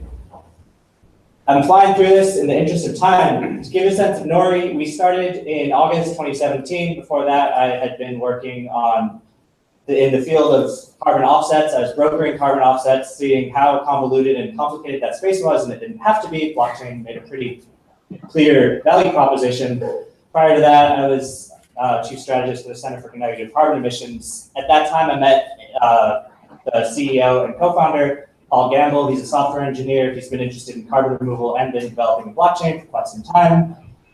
We got together, we batted some ideas around, we then pulled together a team that competed in the Consensus Hackathon. Consensus, for those of you who don't know, sort of the granddaddies of the Ethereum network. They're a very distributed sort of enterprise solution and also helping to accelerate the whole blockchain ecosystem. We ended up winning that hackathon. 5 of the team members stayed on. We then added 2 more co-founders. Now we're a team of 10 people. Our last hire was the product manager who built Gmail. We're hiring incredibly talented, smart people who try to build things quickly and break them and then learn and build them better. So for the last year, we have been saying, okay, well, if we're building something from scratch, and essentially a private market needs to be 2 sides, and people need to trust that we have a framework that allows for the measurement and monetization of soil carbon, which we're kind of inspired by Sergey Brin, like start with the hardest thing first. So everyone's like, okay, soil carbon, like how can you actually measure that? We don't measure it, we estimate it, and then we ground truth it through measurement techniques. And one of the unique things that we're doing is for every carbon removal certificate we create comes assigned with a score. And the score matters, so when you sell a carbon removal certificate in the marketplace, the Nori token is transferred to a tradable and then restricted account. The higher the score, the more tradable tokens you have immediately. So we have a market mechanism that doesn't tell people how you're going to measure, but says the measurements must come with reducing, oh, we might have lost it, the estimation error of how sure we are of how much CO2 has been away. So when you start putting things like satellite imagery, soil probes, handheld spectrometers, all of these things which help increase the resolution at which we can make claims, the score goes up. So that's what we're testing right now in the pilot. In Slack, I've repeatedly said, like, I want to share this with you because if we have a good idea, other people should take it. Like, ideas are cheap, execution is everything. And we can't remove all the CO2 from the atmosphere. That's delusional. We just want to build one market that gets it right and gets a market mechanism that's understood. So that methodology, we've got a bunch of YouTube videos that explain how this is going to work. There's a lot on nori.com where you can read our white paper. It's actually really exciting. Last week, we opened a crowd sale, which means anyone who's a non-accredited investor can go and buy a Nori token or give us money, and we promise to give you a Nori token in the future. And we've also begun a SAFT, that simple agreement for future token, to accredited investors. So simultaneously with the crowdfund, we are working with growers. So in the United States, we're working with something called a baseline generator, which is a key distinct piece of how we're making all this work. We've got a pilot underway. As that pilot happens, the people who participate with us are actually going to have carbon removal certificates, which they can sell in the future. Q1 next year, this is kind of exciting because it's a really important, distinct piece of how do we get the Nori token actually matching the price of the value to put CO2 away. We don't want something that just has a wildly speculative and hyperinflationary forcing mechanism. We actually want it to match that price. So one of the unique things we have is we have a spot market and a forward contract auction. And through the forward contract auction, price is discovered, and then the spot market is basically set by the Nori token trading on third-party crypto exchanges. So the wonderful thing about going through with the SAFT and getting people in the agricultural supply chain is there are many companies who are trying to do the right thing, they just need a little bit of guidance. And they say, hey, if I can set a price for what a CRC is worth to me, I can go into that auction with someone else. The Nori token is a clearing mechanism, so just for an example, I, as a buyer, could say I want to pay $10 per CRC. If the price of the Nori token is $5 on that day, I'll pay my Nori token plus $5 that I make up to the supplier. So the supplier has that guarantee of a floor price. If the price, in my example, is $15, now the buyer and the supplier will split the difference. And so I, as the buyer, get $2.50, either in cash or Nori tokens, and so does the supplier. And so we've been really active building code. That code exists. You can check it out on our GitHub. As we expand, we hope to bring new methodologies and automate the process. We love verifiers. We're working with existing verifiers in the carbon offset space because these are people in a position of fiduciary responsibility who can attest for certain claims to be true. Increasingly, these attestations become digitized and machines are able to make the attestations. But in order to get faith from the market that we're actually building something that people who have domain expertise about whatever methodology we're talking about can work, we have to work with human beings. So in the future, we really want the CRC purchasing to just happen automatically. If you kind of imagine you're at a gas pump and you're pumping gas, well, you can count the carbon in that gas as a supply chain and you can immediately offset it. And so by building this, we hope to be an API that does that. If there are other companies that are trying to do exactly what we're doing, I'm kind of like, great, it's an Uber and a Lyft. We're in the business of giving you a better service. So with that, I'll stop. That's all I got. Wow.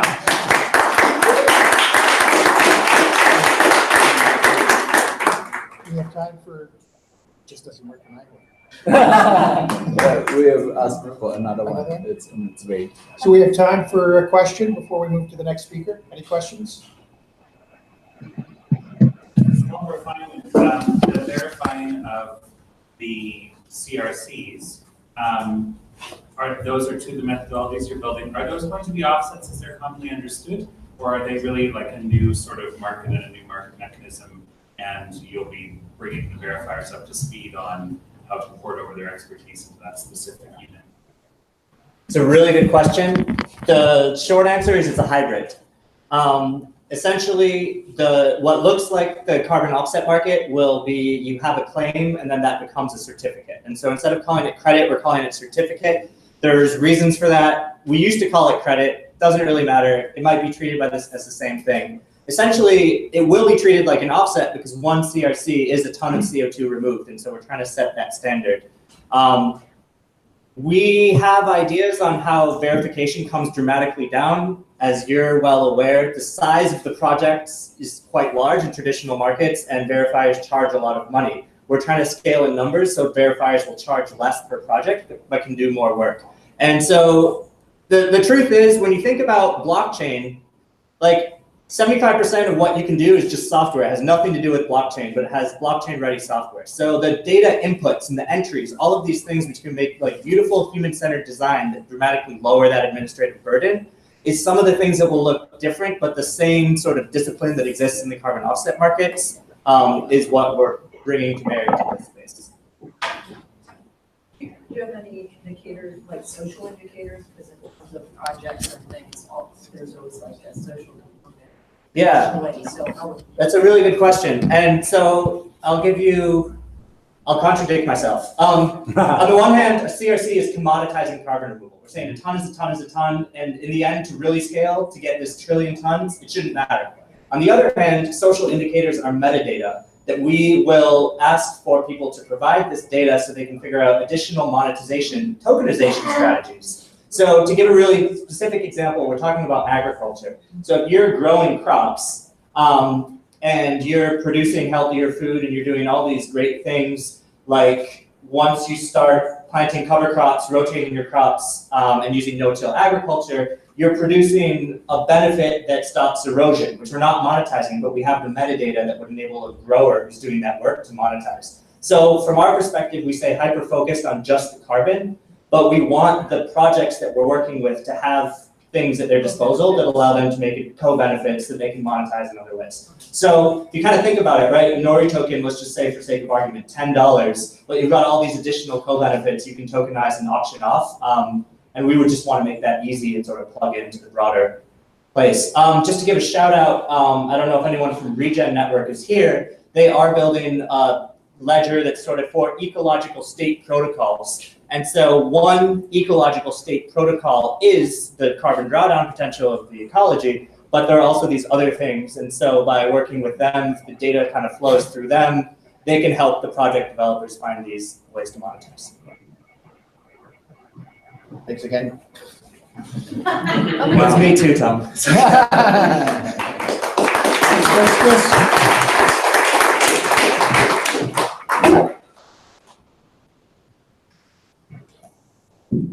How's everyone enjoying these presentations? Oh, yeah. Yes, wonderful.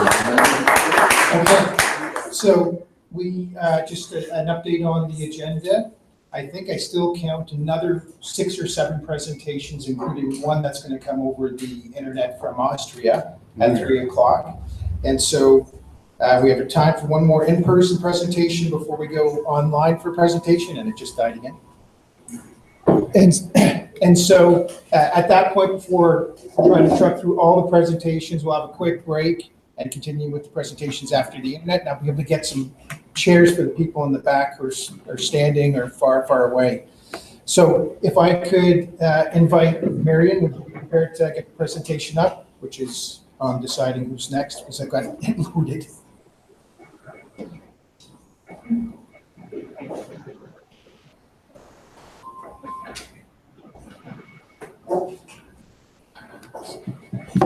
Let's go ahead. We are going to get a new one. That's fine. All right, good afternoon, everyone. My name is Marion Verle, and I'm the CEO of the Gold Standard Foundation. I'll be presenting today on some of the work that Gold Standard is doing in that space, but more importantly, the work that the Climate Ledger Initiative is working on. The Gold Standard is a founding member of the initiative, and so I'll be talking a little bit about that as well. So the Climate Ledger Initiative is a public-private partnership. We're working at the intersection of climate and DLT with the objective to systematically strengthen the relationships between those two worlds to accelerate the implementation of the Paris Agreement. We're working along 3 tracks. On the one hand, we're doing research work to identify gaps in knowledge and successes so that successes can be replicated and that gaps can be filled. We have a second track, which is really around awareness raising, so creating workshops and helping the two communities meet. And the third track is use cases, so co-implementing with our partners use cases that will inform and feed into the first 2 tracks. Our primary target group that we're seeking to address is policymakers, so European policymakers. So a lot of the work that we're producing is written and designed for policymakers, but hopefully that work can also be useful for other members of the climate and DLT communities. We're funded by Climate Kick, the EU largest climate innovation initiative, but also by a number of European governments. So our flagship, so the CLI was founded 2 years ago by Nick from Cleantech 21, so you saw Nick earlier. The other key partners of CLI are Gold Standard, but also Infras, a Zurich-based climate consultancy, and the Liechtenstein Life Foundation. So a small group of 4 people that have day jobs.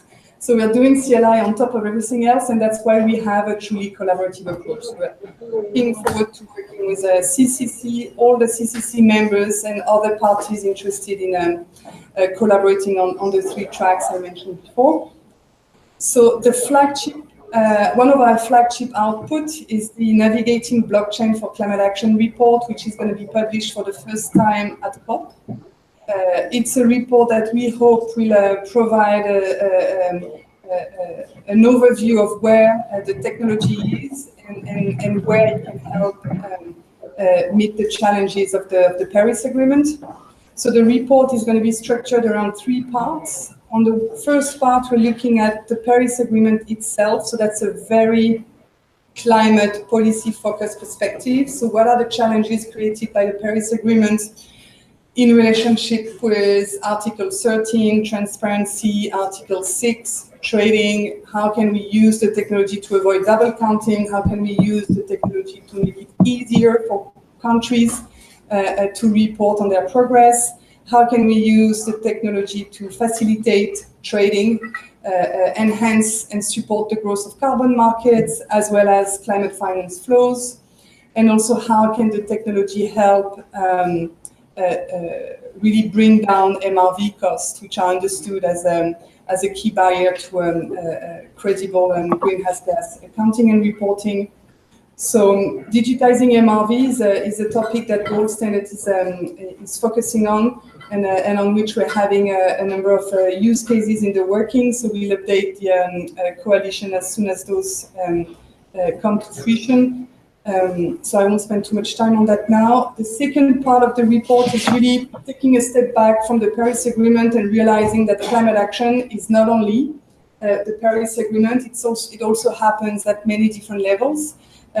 Between citizens, between corporates, and blockchain can also help there. And I think we had an example earlier with the blockchain-based sort of carbon platform. We can also use DLT to help in distributed energy systems.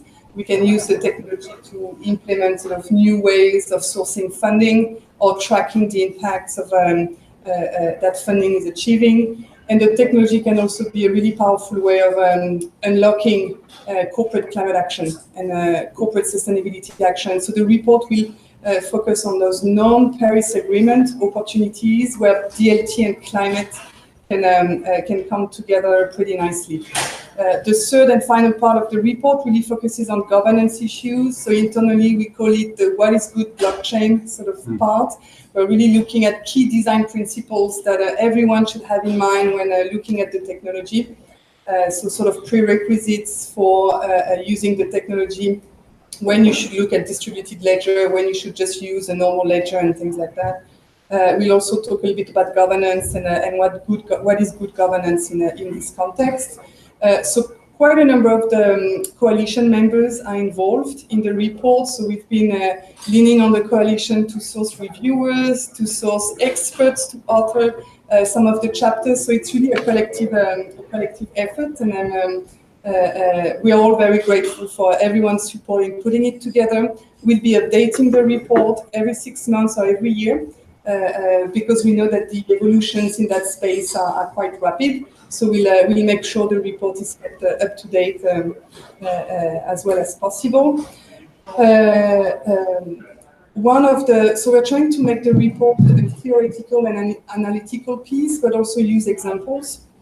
So one example here that may be featured in the report is a demo that Gold Standard is working on with South Pole and IXO, and we're looking at a traditional sort of carbon certification process, and we're taking this digital. So we're moving from an analog, paper-based a Word doc, Excel spreadsheets to a digital process, and how a blockchain technology provider such as IXO can help tokenize carbon credits and trade those credits in a much more efficient way. Where Gold Standard really focuses on is how to turn our existing methodologies into digital methodologies. We heard in the presentation before that carbon markets have really, really heavy requirements. Those requirements are here for a reason. The technology is not going to make those requirements go away.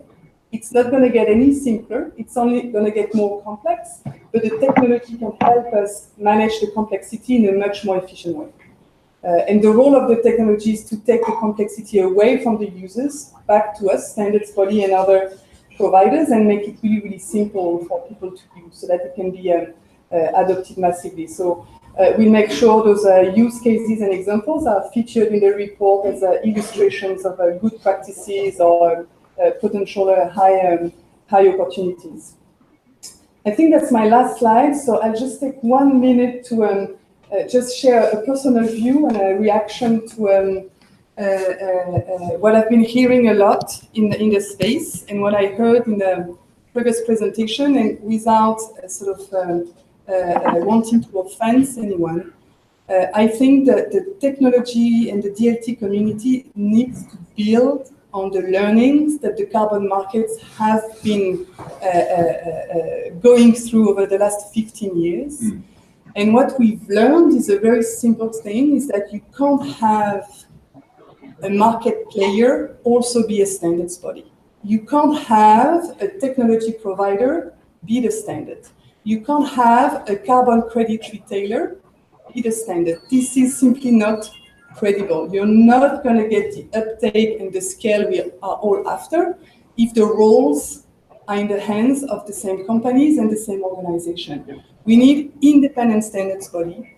We need independent verifiers. We need technology providers. We need retailers. We need all those roles. And technology is not making standards irrelevant. It's forcing standards to transform the way we operate, but it's not making standards irrelevant. And if we want those technology platforms to be credible and to have users massively embrace the products that they're selling, I think credibility comes with independent standards and independently vetted methodologies.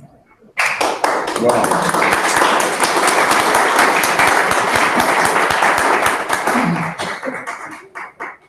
Thank you, Marion, and perfect timing. Yes. Miroslav, I know you're That's about to log for, in. Do you need to connect to the monitor? Yes, please. Okay. Let's call dear Kirby. Wait a minute.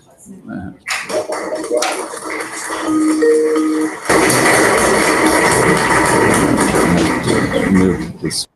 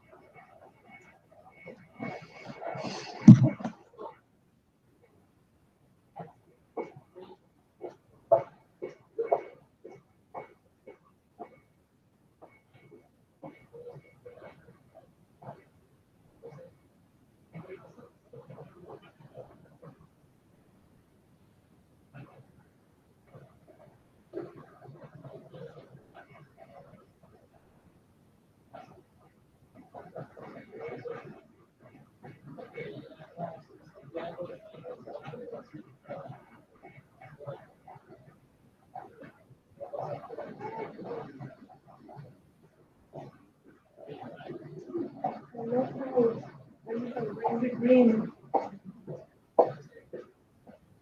Brings the green to the clear.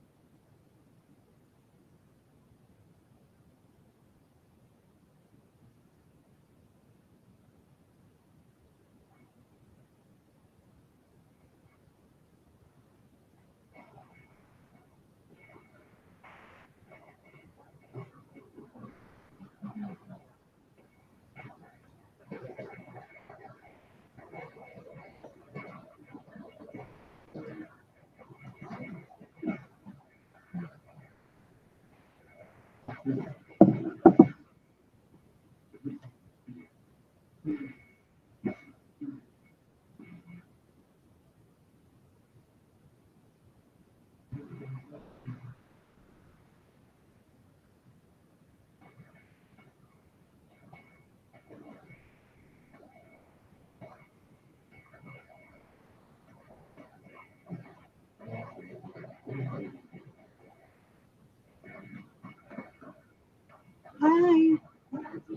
I got your message, but I don't know yet.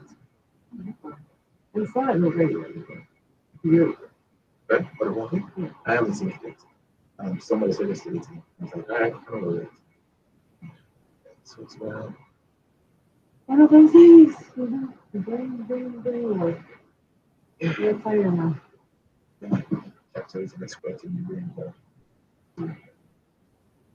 But working to save the system. These are the motivation. Save the system. No, that's not what we're doing. Definitely not what we're doing. All about disrupting the It's definitely not what I'm doing.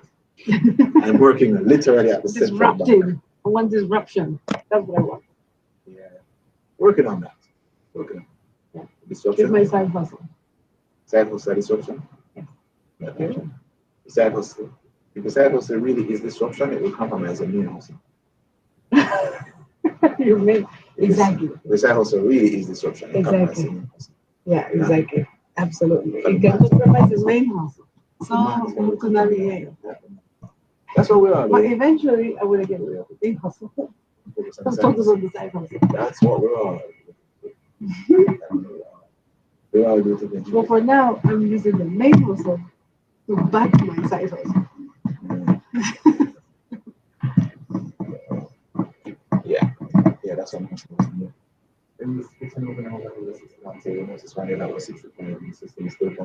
Oh, hell no. Is that what did I use for hosting? What's your side hustle? My side hustle? I don't know. You have to find your side hustle. I'm selling hobbies. No, I have a ton of side hustles. That's my problem. I have too many side hustles and not side hustles. I don't know. My side hustle also has to be side hustle. It's taking time. It's taking time. So, yeah, I did a bit more than that. There's a lot. There's a lot. The side hustle Start that's also thinking on happening. it. No, you just start thinking on it. Yeah, giving it some also. Some, as in not enough to have some of the situation, but some. Yeah. Ever since I applied my brain, I'm sure I can do something. Yeah, that's exactly where I am right now. Applying them into my house. So what I have decided, and it's been working so far, is that every day I dedicate 2 hours to my personal projects towards the end of the day. So the only problem with that, it's been working because at 4 I start working.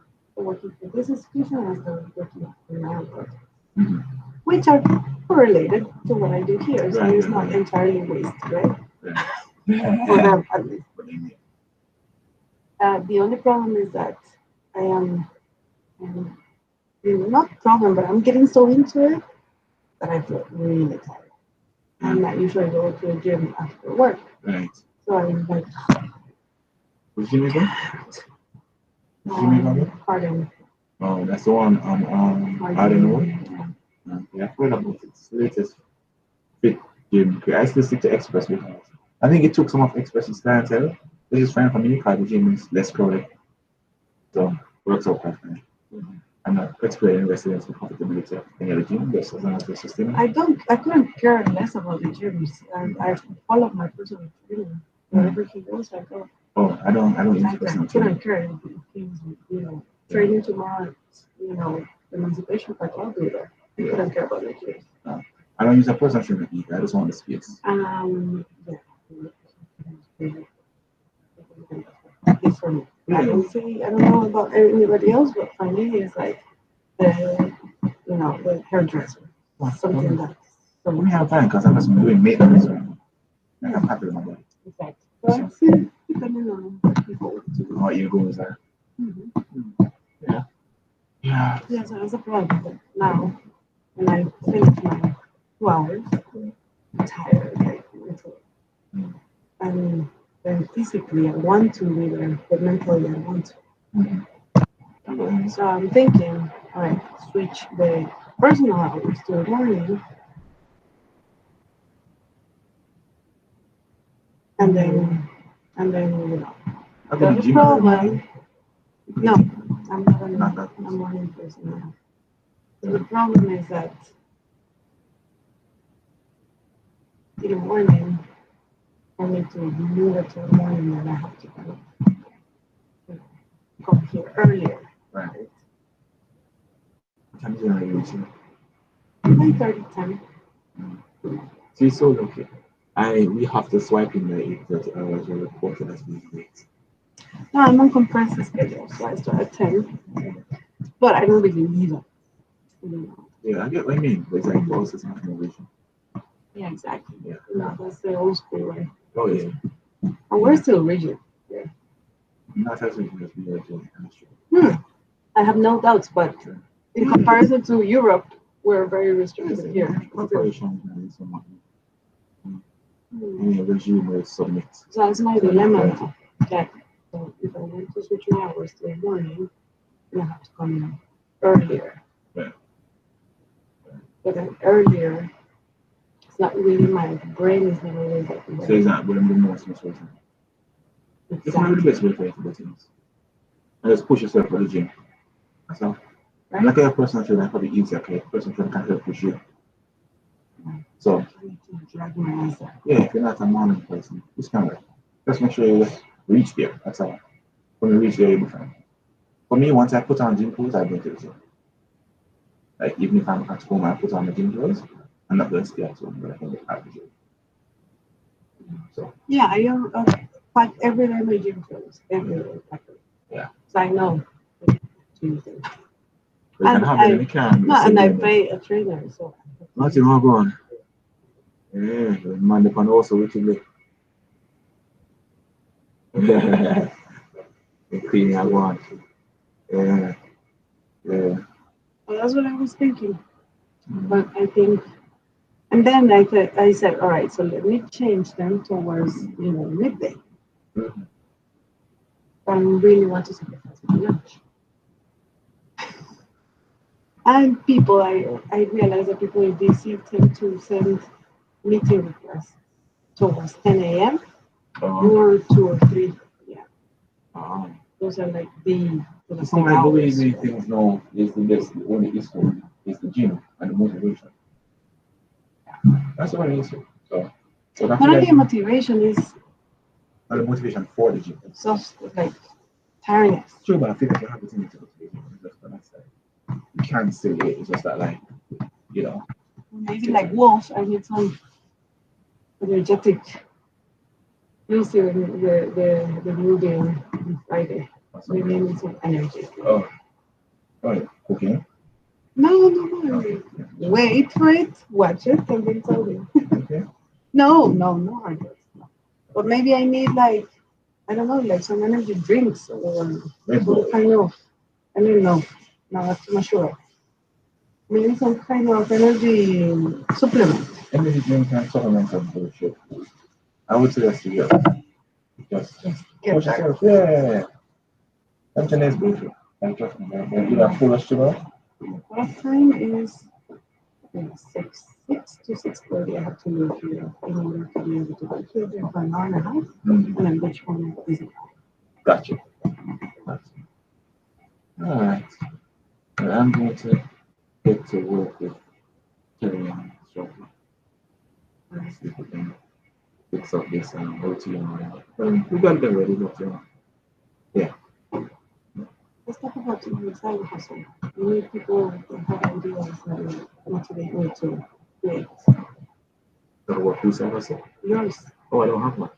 Exactly. Let's talk about it. Yeah, we'll talk about it. Create it. Not today. Not now. I'm busy. Like, you took 10 minutes of my personal time. Yeah. I would think it's worth it for each lesson. It is. It is.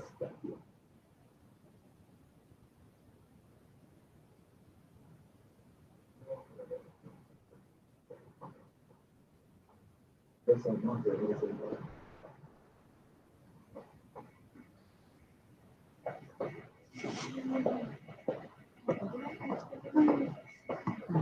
are you?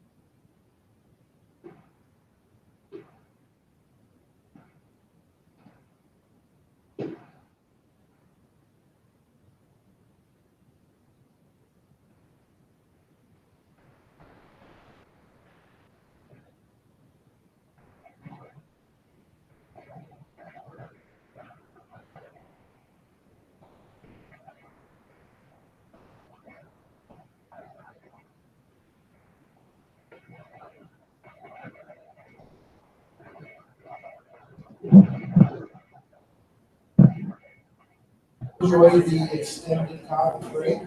We're gonna try to start again in the next 9 minutes. Okay. It's enough time. Just enough time, yeah. No, Amy, is Amy's presentation already? I have it ready, yes.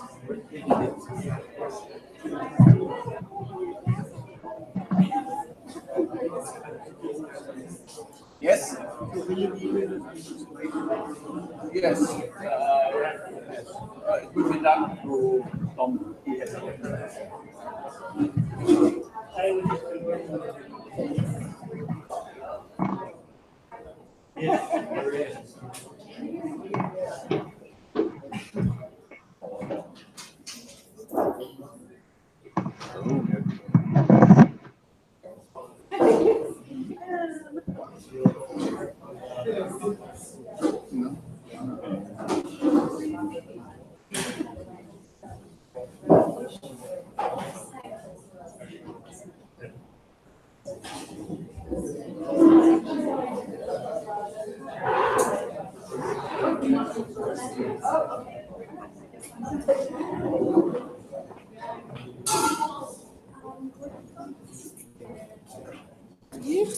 Do I use the mic? Hello. It works. Okay.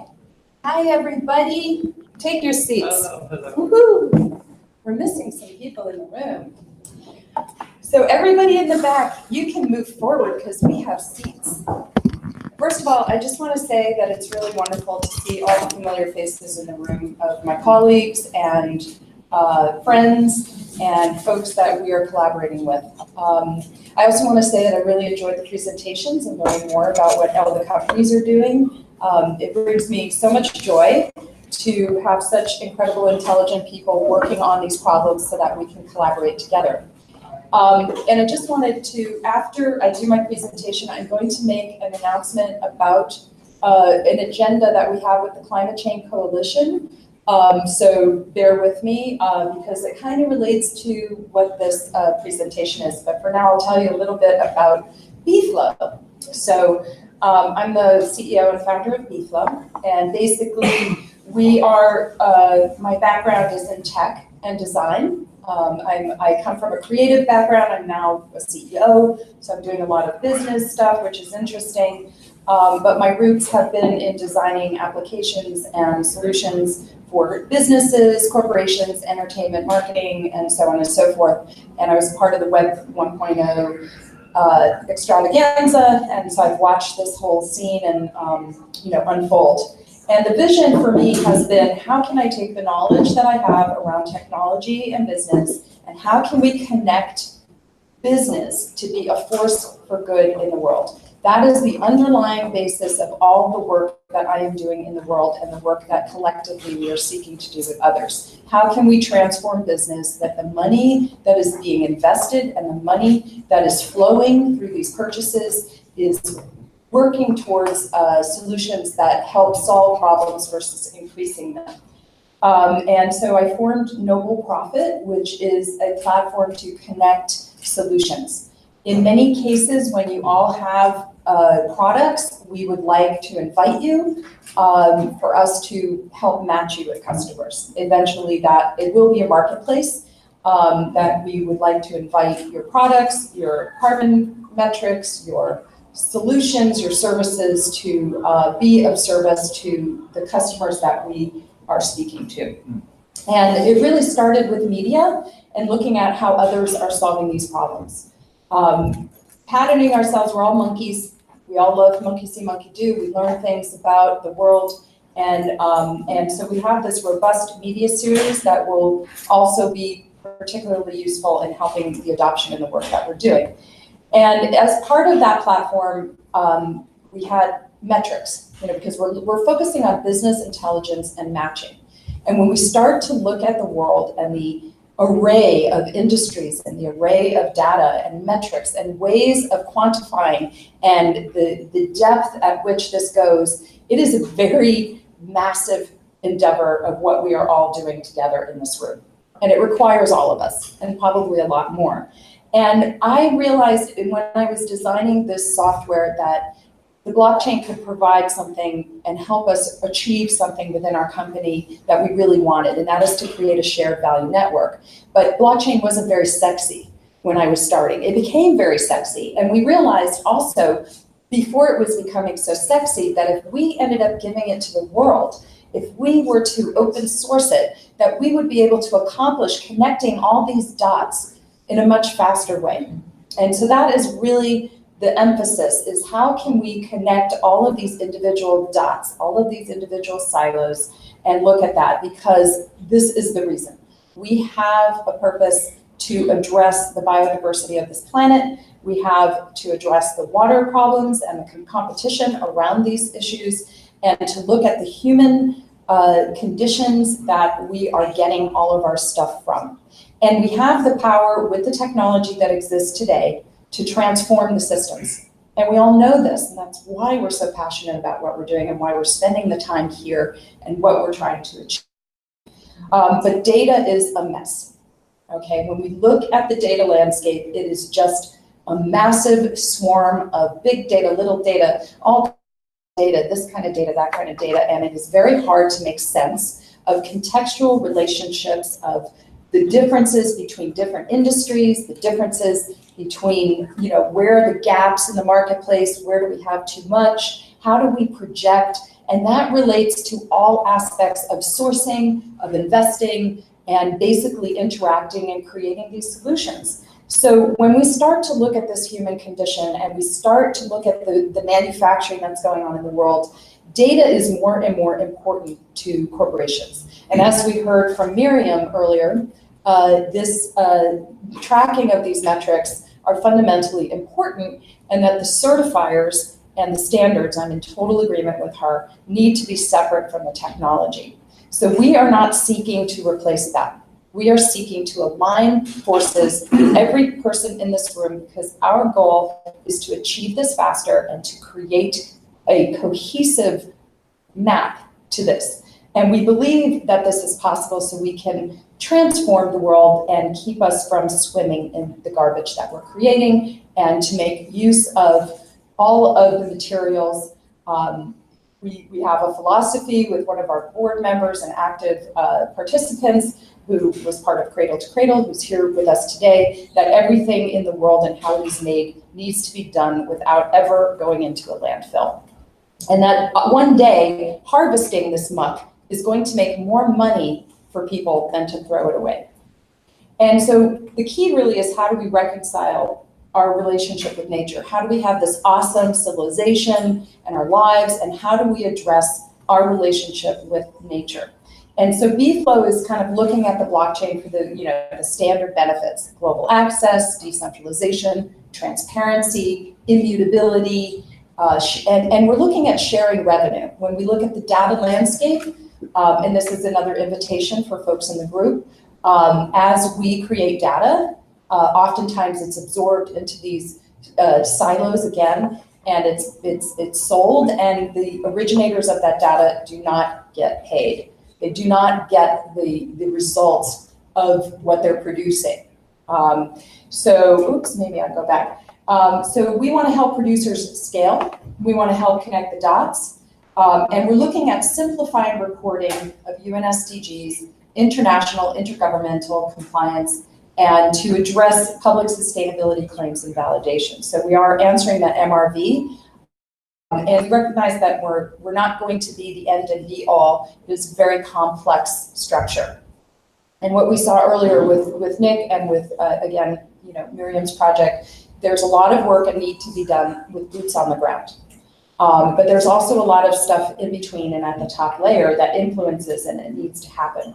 And when we start to look at the brands that run this world and are harvesting the food, the energy, and all that is, and funneling it into the different products that we use, there's many benefits for these. And there's many benefits for us all to connect with brands that are doing sustainably, because when you transform a supply chain within a brand, or a value chain, or any kind of purchasing decision, the ripple effect is tremendous. I had a conversation about 5 years ago with Coca-Cola, because they had $450,000 going to their annual report for photography. And the photography alone, I think that's my phone. Oh, no, it's not, I'm sorry. That's so funny. No, that's my pie. That's my pie. Okay, so when we look at the power to transform, I had one conversation with this person, and I said, why don't you source those photographs from nonprofit groups so that the photographer gets that money, and you can support these things that you're waving your big flag around. Well, I talked to that woman 2 months later, and that one conversation changed $450,000 worth of sourcing. And that was a powerful thing. And that's where the video, the media, the storytelling of how we all connect as monkey brains to information. It is really important that we recognize that story is behind all of this. And the supportive brands, we're looking at a lot of minutia when we start looking at data. We start looking at how investments, and sorry, I forgot to mention, we have the 6.57 trillion commitments and divestment, I think 18 point something trillion and already under ESG strategy, and then we've got 12 trillion in opportunities from the UN SDGs. So there is like massive money. And when people talk about sustainability, they think about philanthropy. They're not thinking about the potential and the opportunity within our world for all of us to be doing great things and to be flourishing. There's this disconnect. And so it's really about connecting it. And data is important, but that messy image that we showed before is very hard to squeeze into these fundamental matrix that represent the ESGs. And ESGs are very fuzzy, gray, opaque data that comes from silos.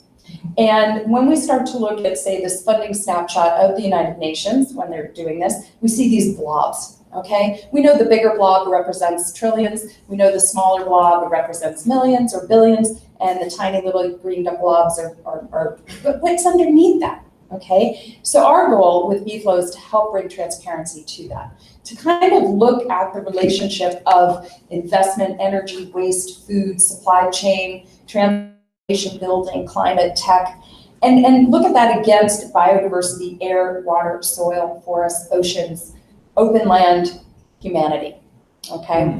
And that's a really massive thing when we start to look at that. And data is messy, okay? We see the UN SDGs, or the SDGs themselves, as a vehicle for a common language across these industries. And so BFlow is really looking at the intersection between impact, clean tech, and sustainable business. And we believe that we can help create this matrix and this map. And there are many companies that are doing the heavy lifting with supply chain. Energy is super easy to quantify. Some other things are very difficult, and we don't have all of that. And we have a lot of different standards. And then we look at how are people collecting data. What are the different vehicles? Mobile is providing access for billions of people. When we start to look at Africa, every single person has, I think there's 2 cell phones for every person in Africa. So it's kind of an interesting world that we're living in. And when we start to look at the lives of all the people that we're affecting, and we start to look at supply chain and the complexity, we realize that we're not there to answer that particular supply chain question, but we're here to help scale those solutions. We're here to help create those maps. We're here to help create the visualizations that are required to connect the dots. And quantifying this is extremely complex. And so there's places that our technology can be injected within other systems that we're seeing could be the added value versus trying to replace these systems. So we believe, when we look at provenance, I don't know if is Harini in the room? Okay, that is a wonderful, wonderful supply chain. They've been working on it for 3 years. Why would we want to enter that game and create another supply chain? Can we complement that supply chain? Can we create an added value for that supply chain? Can we bring business to that supply chain? Can we create complements to one another? Can we bring business to one another? And that's really what we're doing. And this is an example. I did this for you, Marianne, because this was one of the Hack for Climate use cases, which actually informed us quite a lot on the complexity of how do we deal with slavery, How do we deal with carbon metrics when we're looking at something fundamental as cocoa within a conflict region? So it was an incredibly informative study that we did that in some ways was a failure and in some ways was a success. And it was a success because of the learning that we did. It was a success to show us the complexity and the importance of finding how do we combine human interaction. And the thinking that involved also involved when you're looking at electrons, there's a lot of energy projects in this group. And that's because energy is low-hanging fruit. It is easy.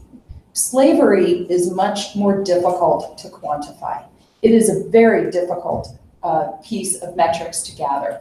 And one of the things during gold standards exercise that we were informed about had to do with how can we combine data with satellite images and meteorology reports and all of the different elements that might combine to give flags for companies or entities, small farmers that are cheating the system. And then one of the other thinking pieces that came in, not necessarily so relevant to this project that had to do with how do we then also protect the people who are in conflict regions when they need to report things like slavery, and the importance of having identity systems, but also the importance of protecting these people. So these are all considerations that we've been taking within this. And I'm going to go into some use cases of what we're working on.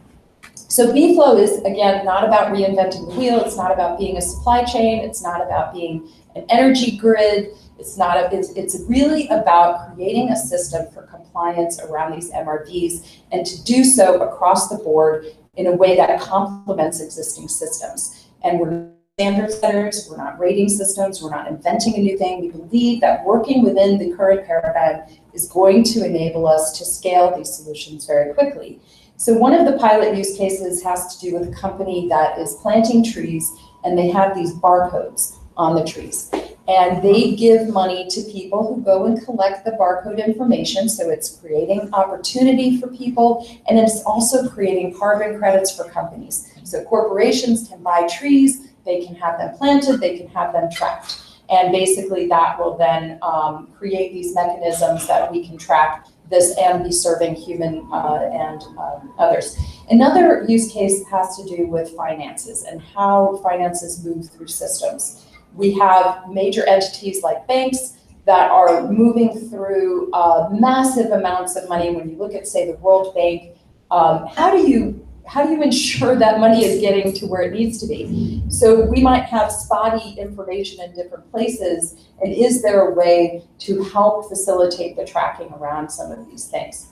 One of the other use cases has to do with volunteerism. We have a partnership with a group called CauseCast, which currently does the volunteer engagement with major brands. Where are you spending your philanthropy money? How are you onboarding your nonprofits? What is the due diligence process, and so on. And so they have a system that they've created that we believe is really interesting. And volunteerism is super fuzzy. It's very different than electrical grids. Another one has to do with education. We have two projects that we're modeling. One has to do with the San Francisco school system and building and certain programs. And another one has to do with the Bay Area Green Tours and team building that LinkedIn does with food companies. So this is super fuzzy data. We have a major corporation. They put it in their annual report that they're doing all of these engagements, and we are helping develop a solution that will help track that and give them that credibility. And the thing that B-Flow is really about is creating a mechanism for compliance. And so we're building this third-party validator network where all the auditors, the certifiers, the NGOs will be the deciders of the future of that space. Our intention over time is to create a self-governed network. Another pilot use case has to do with indigenous designs, where we're working with nuclear family business and organic farmers, and creating a system that we can enable the aggregation of their different materials to scale. Okay, because one of the big things that we see has to do with how do you get these small producers to scale? Because if they can't scale, they can't sell, and then we're just going to have the Monsantos and the massive agricultural paradigms that we're existing in that are causing farmers in India to commit suicide and eliminating small businesses. And we know from Project Drawdown that small businesses are the key to us resolving climate change and soil remediation and things like that. So that's the end of my presentation. It might be very top level, and I'm happy to talk to you. We want to invite everybody in the room that might have a living, breathing use case that we can model to see how we can collaborate across the different blockchains. We just formed a partnership with SweetBridge, which is one example of many of the different companies that we are partnering with that are doing blockchain. And then the other piece, because I think we're gonna, do you want me to take questions or move into what we're gonna do with the workshops? Take a question first. Okay, so any questions? That's me. Yes, sir. First, it's great to hear someone speaking about the environment, the value of the ecosystem, how it's like fundamental to the economy. I guess I'm trying to see the connection to blockchain. Like I totally get the value of the third-party verification.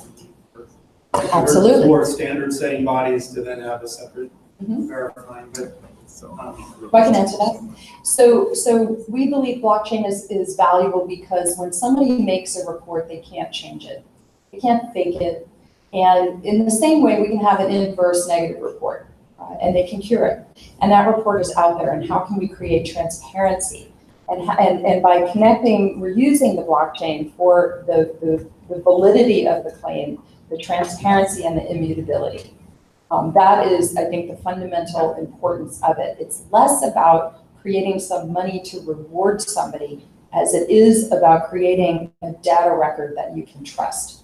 And also enabling us to go outside of our own siloed environment and extend this to the world. Because once we put that site validator, that third-party validator out there, it will be self-governing and we will not be controlling it. We're designing something that will be stewarded by the certifiers and by the metrics validators that we are putting into these positions of power. So that's a very important thing for the selection of these groups. And we have some really interesting groups that are coming on board to work with us. Yeah. Seems like you're tackling a lot of really interesting social impact topics in a lot of different arenas. I was wondering if you see any obstacles in scaling to meet the needs of so many different social impact directions. Well, so, it's interesting because I did a talk in New York at Women in Blockchain, and everybody had heard me speak, and they're all like making these assumptions. So when we did the questions, it was great to kind of parse through that. We're actually creating a super simple solution, and we're not replacing the existing paradigm of the gold standards or the PwCs that exist or the different certifier groups. And those problems are different in different groups, so that it's really about creating a technical tool that can complement the work that already exists. I hope I answered that question. Anybody else? Right. So the one thing I'm going to get, we thought that we were very ambitious with this session. We thought that we were going to have time for all of us to get together and come and create cohesion around the standards, the frameworks that we're working with.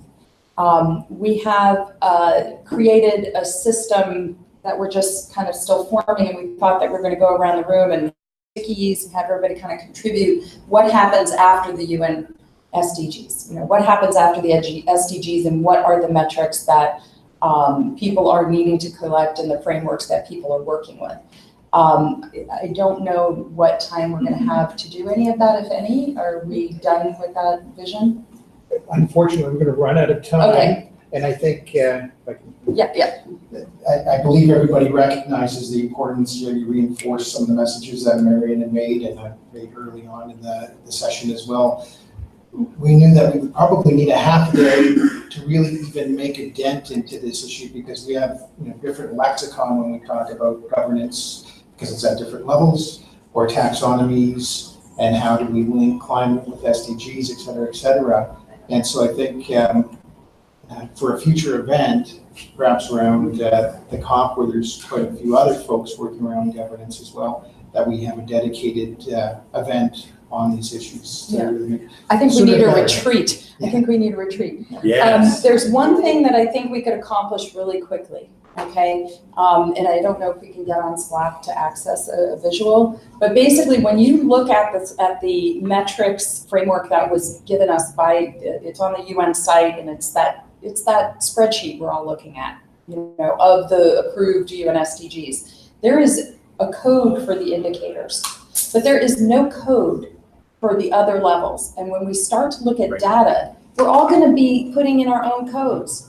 If we could agree on those codes, then what can happen is we can intersect our data together and we can share data. And what we're doing in our company, if we can work with your data to help find customers for those reports, we will pay you fees from those reports. Okay, we can share data and vice versa. You can be accessing our data and selling it, and we share fees from that.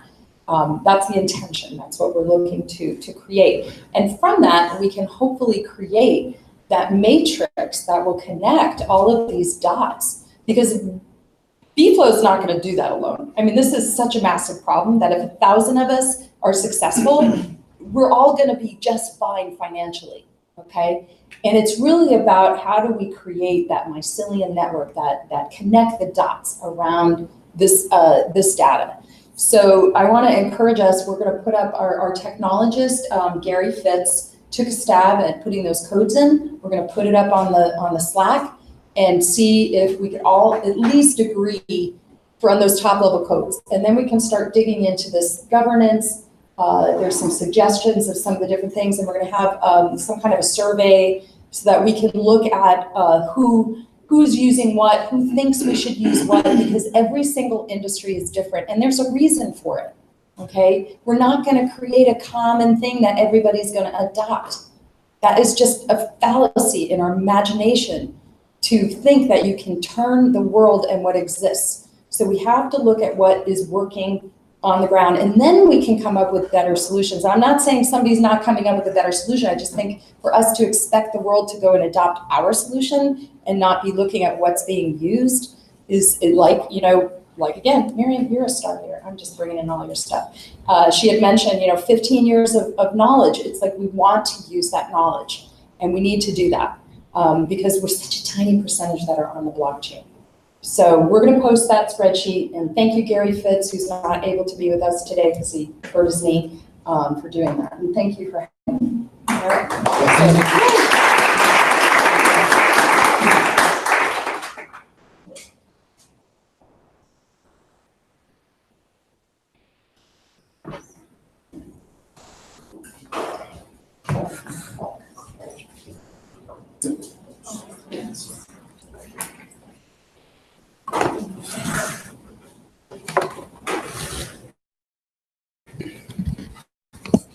Ladies and gentlemen, Miroslav Polzer. Indeed.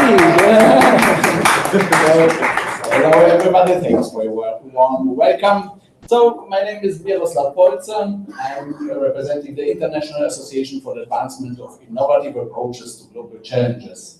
And I'm going to present the multi-stakeholder partnership GLOCHA and its blockchain initiatives.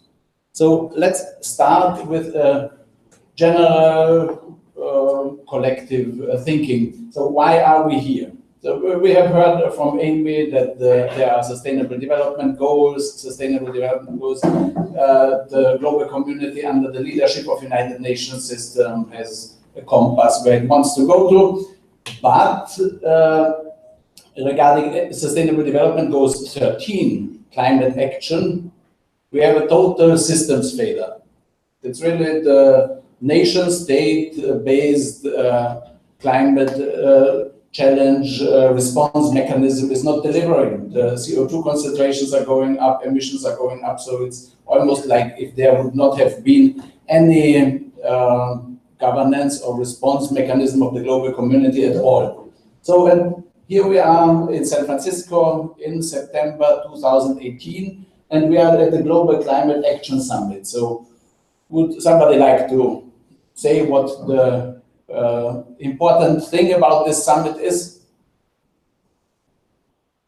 it's about non-state. Chris? I was just gonna say it's about action and non-state.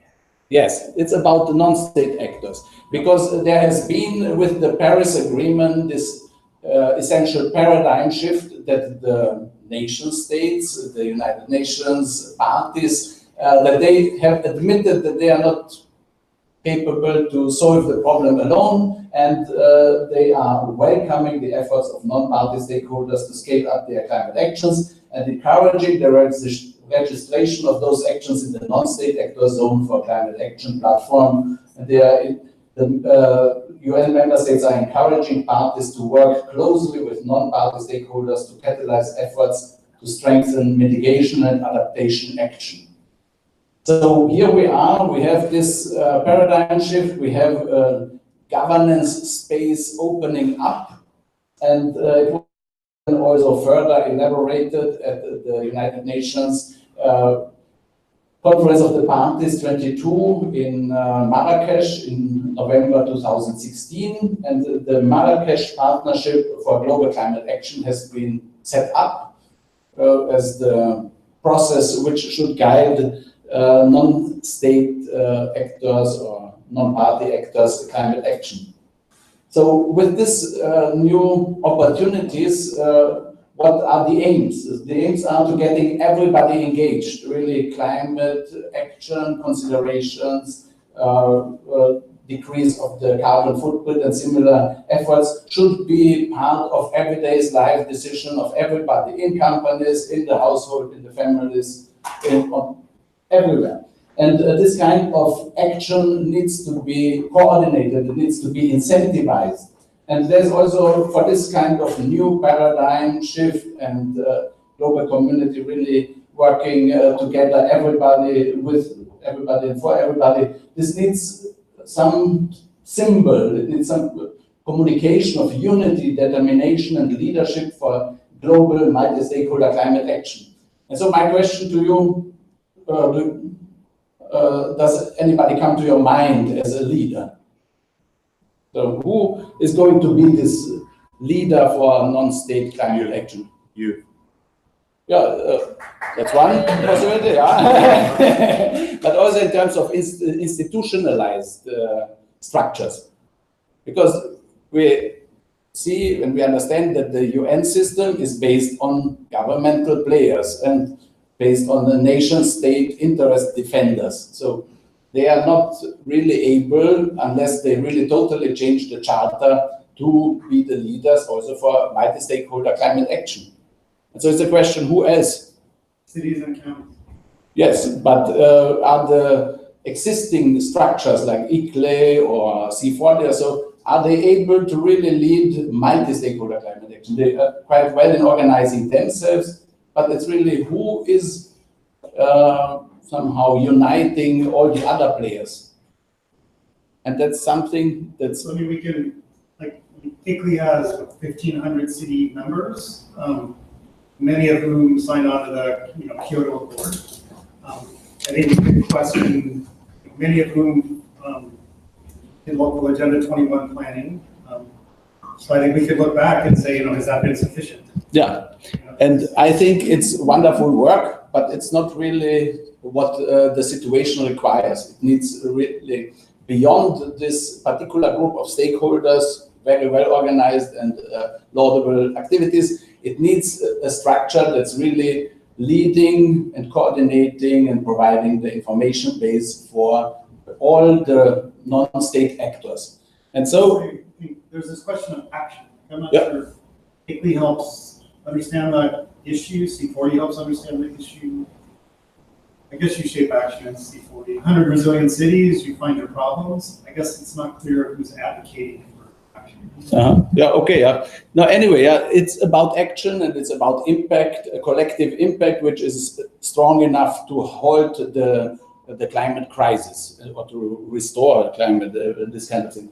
So it's time for innovation. It's our message. It's the message of our organization. And we are looking into how can there be designed in a collaborative effort the next generation of the United Nations.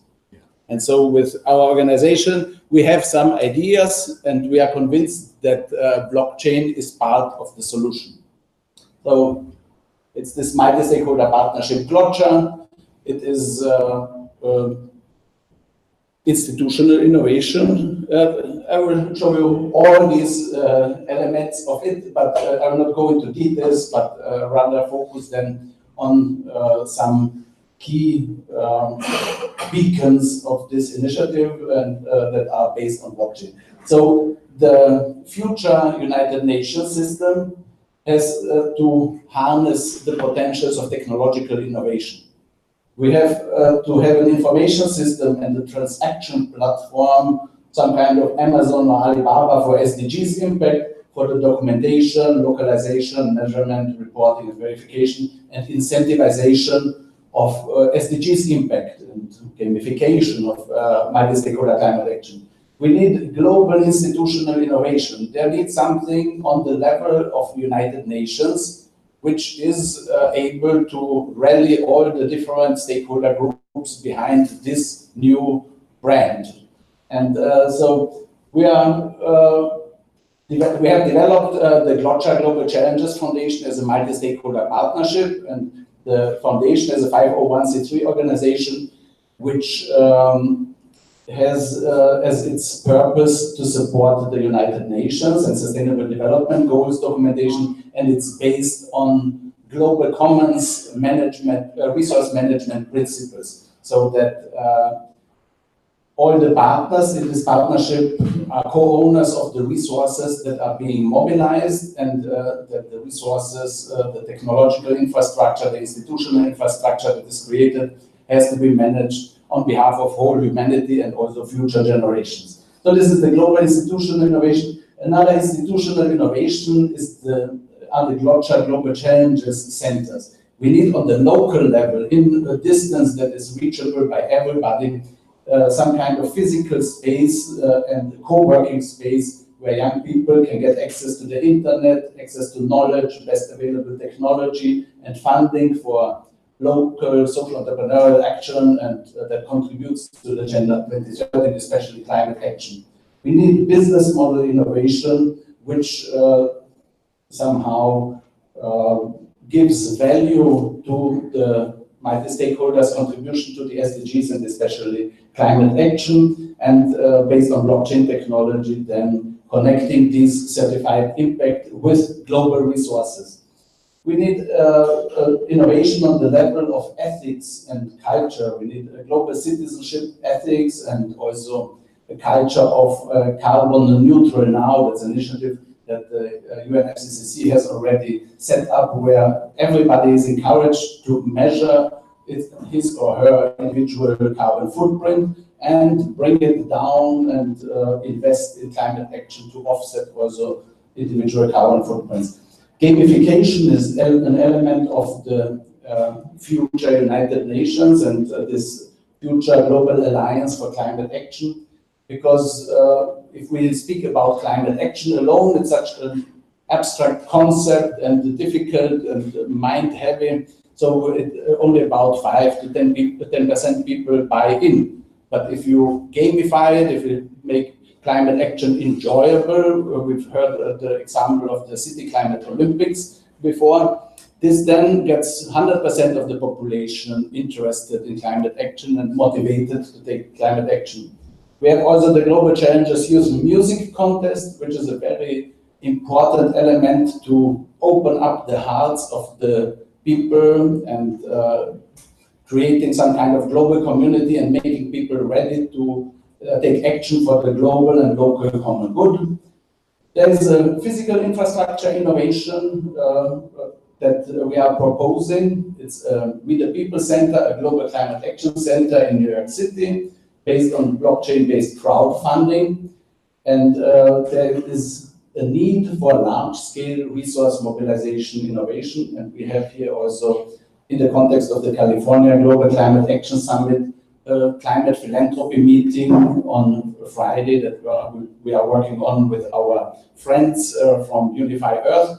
And we are going to have follow-up meetings also at COP24. And we are convinced that initiatives like they have been presented today, these blockchain for climate action initiatives, they are such high impact investment opportunities for philanthropists, for social impact investors, and there needs to be a forum which builds the bridge between the source holders and these big technology solutions providers.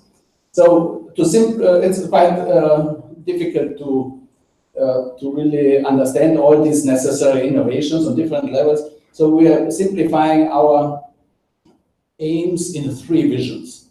One vision is that we build in New York, because here south of the United Nations, between FDR Drive and First Avenue, there's an empty land of 3 blocks large, and Sheldon Solov is the owner. We are working on getting him as a partner, and blockchain community as a crowdfunding, a financial partner, that we build there a global co-working space for the people, by the people, a global climate action center, global incubator, global data center, where the data from all these blockchain solutions can be integrated. There would be data exchange protocols, and so that really on a certain place in the earth, we would say here, this climate action coordination for non-state actors is coming together, and it is visibly a symbol of partnership between the UN, which is based on governments, and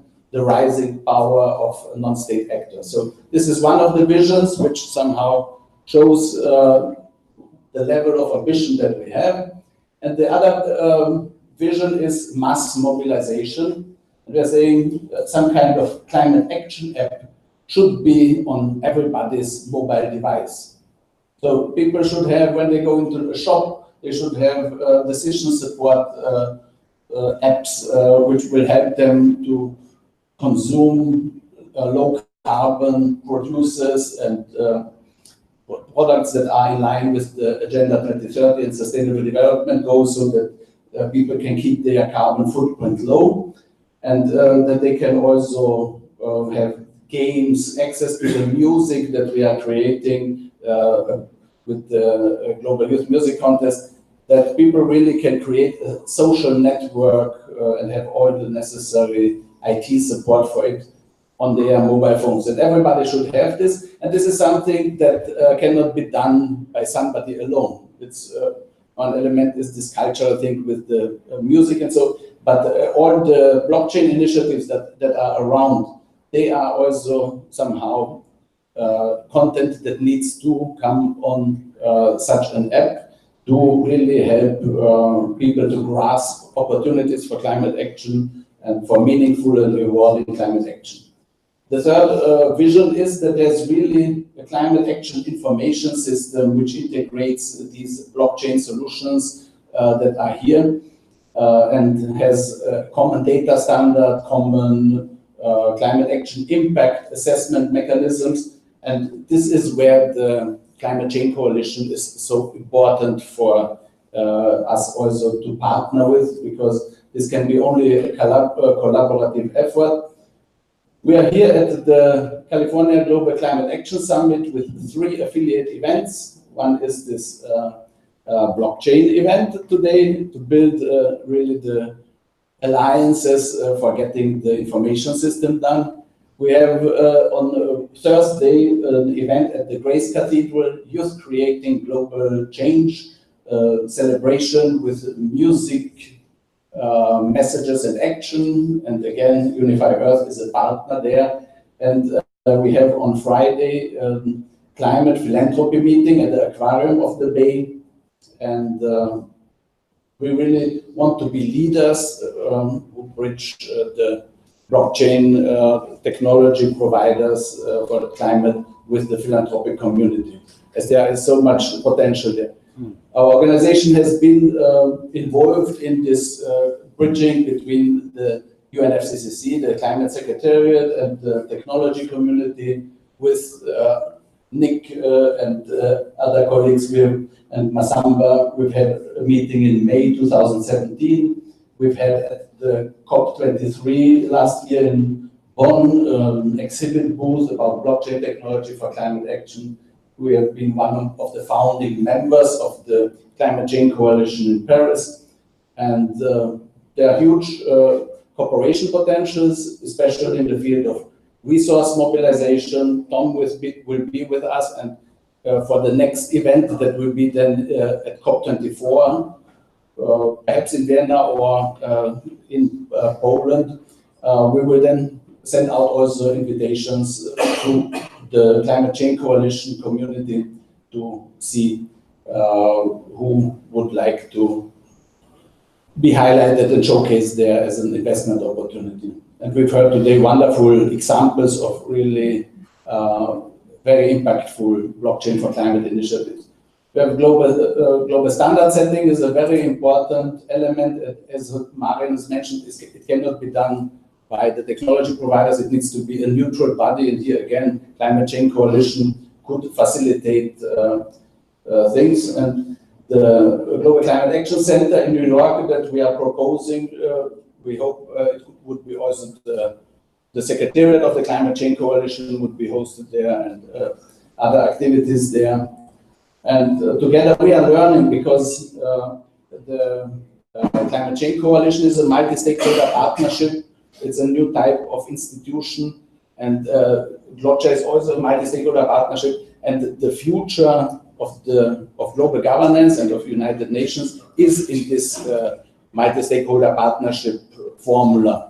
And together we will find how this kind of structures can connect with the official UN system, but also with as many people on the ground as possible. And with this, I conclude and hand over to Ari, who is partner or the president of GLOCHA Foundation in New York, but also working with Unify, and he will build some bridges then to Unify Earth. Then. We want to go back to that slide. Which one? No, you skipped over it with the 5 Ps. I saw the 5 Ps. Yeah. Yeah, here we were also together. Yeah. So while Arnold's, my colleague Arnold is setting up, I just want to thank you all for being here. Not only are you working in the blockchain space, but you're working in the sustainable development space. And I think that we all have to know that unique challenge of working within the outside world there.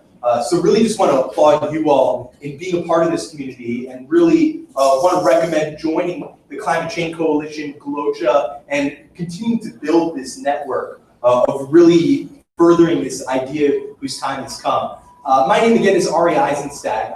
I've been a civil society representative to the United Nations since the Sustainable Development Goal negotiations. And I've had the opportunity for the past couple of years to lecture and lead workshops at universities like Harvard and Stanford and Berkeley and MIT. And in so many cases, I get to be that first person to teach people about blockchain and the Sustainable Development Goals. So again, I understand and can empathize with the challenges that we all face as a community, and want to implore you all to continue this good fight. My background is in social venture capital and investing in startups, and particularly blockchain startups, since 2013, and really have been seeing this transformational technology, and have since worked with different civil society groups, with GLOCHA and UN agencies from New York to Geneva to Vienna and globally. I currently am at the University of Hawaii at the Center for Future Studies. They're working on my PhD. And I want to talk about Professor Jim Dater has this analysis of these 4 futures outcomes that we have after decades of research around that. And there are these 4 scenarios that I'd like to briefly share. The first one is collapse. And this is really everything falling apart. And this is something that we can think of a lot with our climate challenges. What would happen if we do nothing? So we don't need to talk about that too much. I think we're inundated with that.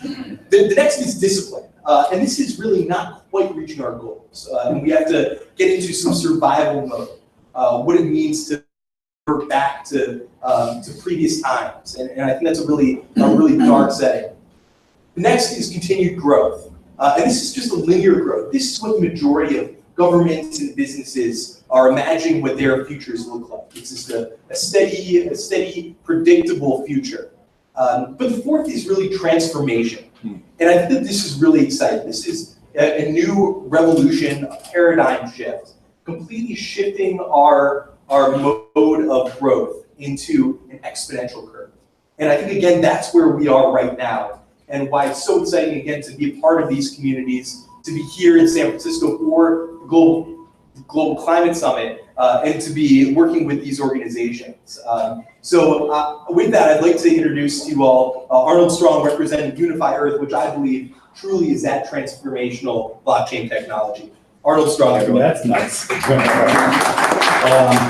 Okay, so is this, yeah, that's good. Okay, so my name's Arnold Strong. As Ari mentioned, it was April 22nd here in San Francisco that Ari and I did our first actual sort of launch of Unify Earth via a live stream we did here. And then, of course, immediately afterward, he walked me past the building where the United Nations Charter was signed here in San Francisco. We then reconnected in the United Nations, and then that's where we were just last week before coming in here. I'm going to walk you through this real quick because we've all got an end of day to wrap. But I will just tell you right off the bat, this has already been an extraordinary day just to be in this sort of circle of peers and to hear the beautiful visions that everyone's been like mapping out of what their values are and what their visions are and what the challenges each one of us face. To echo what Ari just said, in our latest ebook, somebody actually, it was Jacob actually grabbed it when I said sort of off the cuff, I said, you know, we really believe that we're at a tipping point where we can enter either a Philip K. Dick Blade Runner world where it's all about scarcity and bleak survival, or a Gene Roddenberry Star Trek future where technology is leveraged on behalf of everybody and actually there's global prosperity and we can truly move beyond this, you know, as Yoda would say, humanist beings are we, not this crude matter. We can get past this, you know, earthly frame that we are and really start to become galactic beings. I know that that sounds really sort of aloof, but the reality is that just yesterday, a year ago, my personal mentor and beautiful being of light left to return to the stars. That was Lieutenant Colonel Jim Chen, and a lot of people remember him as sort of comically played by Jeff Bridges in the movie The Men Who Stare at Goats. He's the guy that literally led the Army's remote viewing program. And he was really, he was the guy that created the cartoon Captain Planet, and he was really just sort of a visionary about really believing that Go Planet is what we really ought to do. We're all about sustaining and focusing and preserving this pale blue dot that Carl once coined.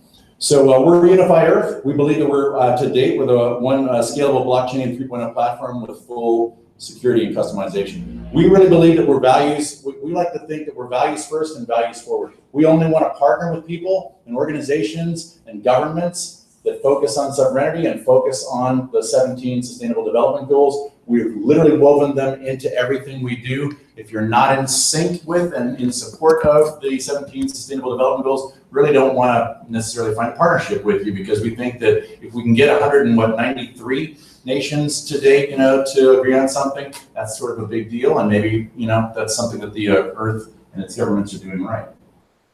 This is a little bit of what we are. We believe that we're an operating system for the new humanity. We've got some advanced scripting language. We've got intelligent contracts. We think that's sort of an evolution of the frame of smart contracts. Again, I'll talk to you a lot more about this in depth and individuals basis. But if you go to our website right now, unified.earth, you'll be incentivized to set up an HTML5 wallet. We believe we're blockchain 3.0. Wallet 5.0 or a HTML5 wallet, Exchange 2.0 is an evolution. You'll see that going here live. We're partnering with cities, we're partnering with states, we're partnering with organizations, and we're really trying to bring those, you know, token generating events that really are values forward, that really want to make the world a better place, that have a very specific partnership and goal. So our strategy, our rollout, we're opening, we just opened our headquarters in the Bahamas. My beautiful fiance, Jessica, here and I are moving down there in a couple of weeks to join the team. We'll be down there here shortly. We've got an entire rollout where we're looking at opening up our exchanges in Spain, in Saudi Arabia, in Ghana, Panama, Vietnam, and Japan. That's what we anticipate over the next year as we open up our entire exchange policy. The Unified Core. So if you go into who we are and you go into what our team consists of, we really have, I'm not that guy. I mean, I literally had to file the calluses off my knuckles because I'm an airborne ranger infantry guy. I drag knuckles from my for a living for the first 3 decades of my professional life.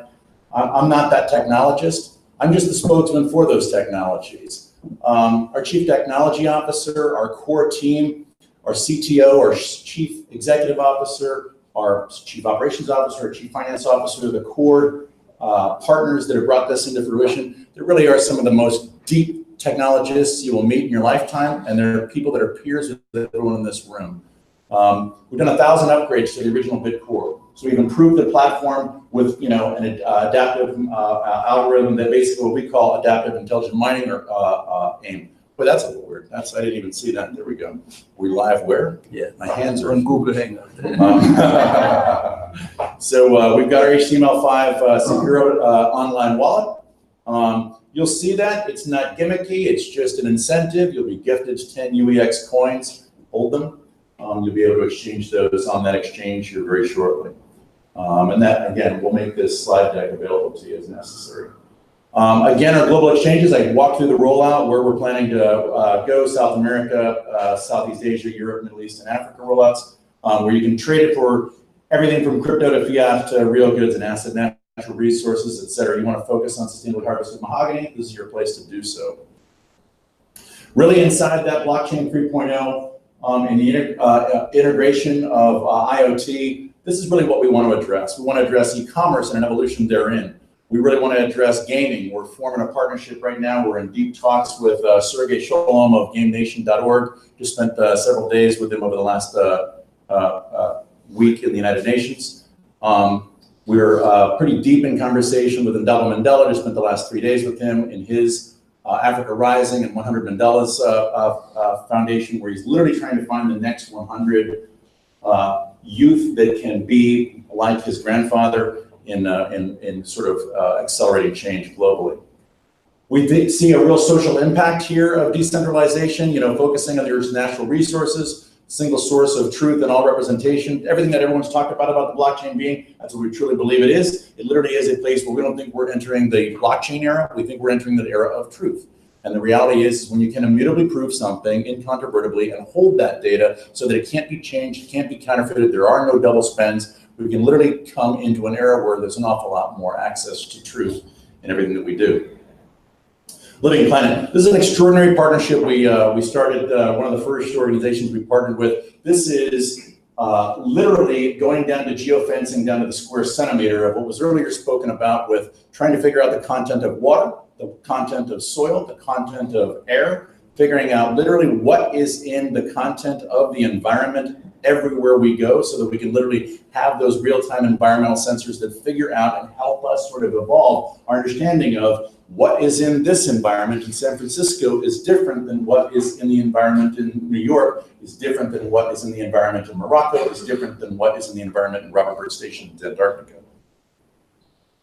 Some of our other partnerships, so as I mentioned, we're very forward in the United Nations Office of Partnership. Spent the last week with Will Kennedy, Public Foundation's Sergio de Cordoba, an extraordinary guy that a lot of people in the room already know. I think that guy's a bit of a cyborg. I mean, like, he doesn't sleep. He just goes nonstop. We partnered with Micron for Silica. Hop Sports and Connect Hub are two of our first major partnerships. You'll see that on our website. Hop Sports is Tom Root's vision. Tom Root literally puts together a Connex trailer stocked with and organized with athletic equipment, has trained, trainers that get inside there with a basic philosophy, going overseas and realizing children plus athletics equals peace. You give this kid a cricket bat, he's not going to pick up an AK. And so that is already made, he's making the difference in 4 million children's lives already. We want to hyper accelerate that, get that into teachers, get that into more children, get that into more countries so we can make an even broader impact.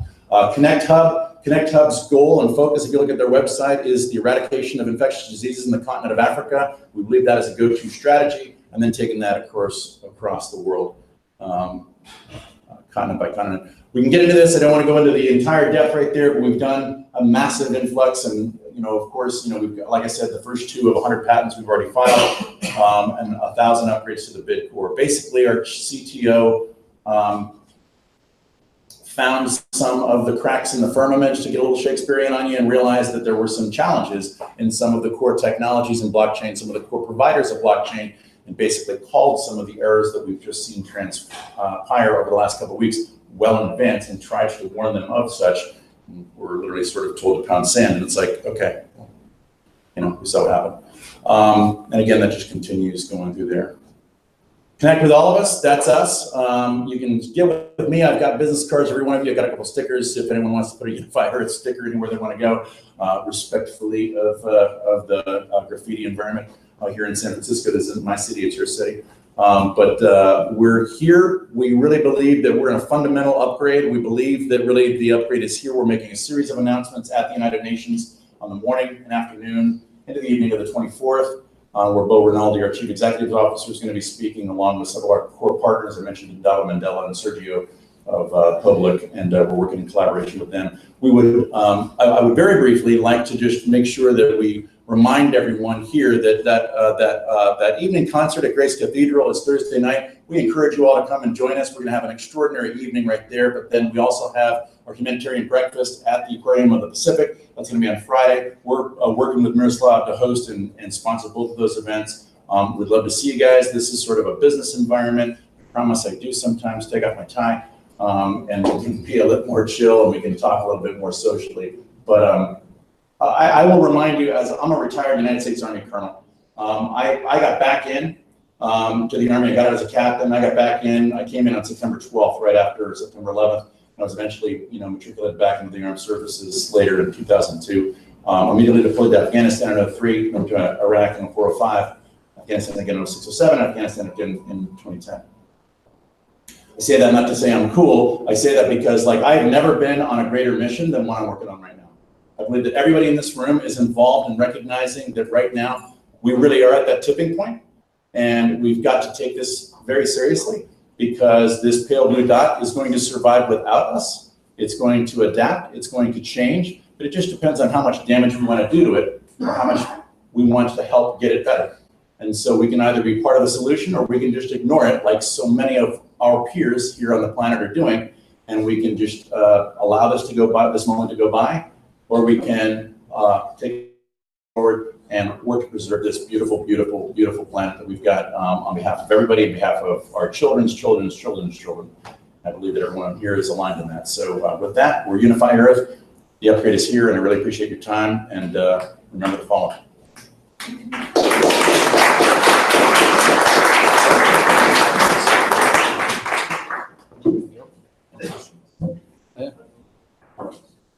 Do we have any questions for our last presenter? When's cocktail hour? Cocktail hours at 8 o'clock. Thank you. The answer is not soon enough. I think, for several, I got a pretty strong voice. So for planting our flag there, obviously for recognizing an awful lot of financial security we can operate there with, a third of the top 100, banks in the Western Hemisphere headquartered there. We've got access there. We also have the opportunity to, we're going to build out our first smart city there as a proof of, right now the Caribbean is sort of positioning itself as sort of crypto K, if you will, the sort of, you see what's going on in Grand Cayman and Bermuda, certainly in Puerto Rico, in conversing with the Bahamian government and really with the island of Grand Bahama, that which is closest to Florida. The fiber is really strong right there, with their one company alive. They've got a really strong redundant network that's right there going in and out of the United States. Enables us to really look at building out a smart city that, anybody here on the East Coast is, I'm sorry, we're not on the East Coast right now. It's in New York for the last 8 days. Haven't slept much. The hurricane is getting ready to hit Virginia pretty hard right now. Irma blazed its way through the Caribbean a couple years ago and literally decimated the land of my fiance's father's land, Puerto Rico. Hit really hard. It also hit the Bahamas really hard. I was there just 2 months ago, and that economy is in need of an infusion. There is an awful lot of native talent that is leaving in order to go find opportunities in the United States, and too often they go to the United States and never come back. And so we're trying to incentivize that, build a real strong Bahamian technologist community there, and see, even though I'm the expat down there, I think that, we really want to sort of lift up rather than handhold and just say, okay, serious, go for it. Yes, ma'am. You just mentioned 100 banks. Yeah. Kind of like that bomb. Can you talk about that? Like, is that Bahama banks and what does that relationship look like? So I just think that I'm just talking about access to finance. There's an awful lot of, financial institutions that are headquartered there in the Bahamas for obvious reasons. Yeah. Yeah, exactly, of course. Yeah, yeah. So are they trying to be the next Puerto Rico, crypto Rico, or? Well, I think that if you look at what's tried and failed and what's actually tried and succeeded in Puerto Rico, I'm hoping that, I'm a U.S. citizen. I'm a former Army officer. I certainly want to encourage wherever there is, prosperity to grow, but I think that the opportunity is pretty ripe there in the Bahamas. Especially with. Yeah, well, we prefer to be as agnostic as possible, and that is incredibly hard for me, so please don't get me to start talking about that. Anybody? Yeah, so we hope to see you on Thursday night at Grace Cathedral, and also there at our breakfast at the Aquarium of the Pacific, where we can talk more about this. And then if you're in, a couple of us are actually going to be in the United Nations next week. We would love to see you on the 24th. It's going to be a fun night. It's going to be some very cool announcements made and some very cool partnerships announced, and it's going to be a good party that night too. So, and especially if you're a vegan, because our CEO is really one of the founders of the vegan movement, and he's really strong in making sure, like he says, hey man, we ain't going to be serving up eggs and bacon is all I got to say. So enough said. Okay, thank you so much.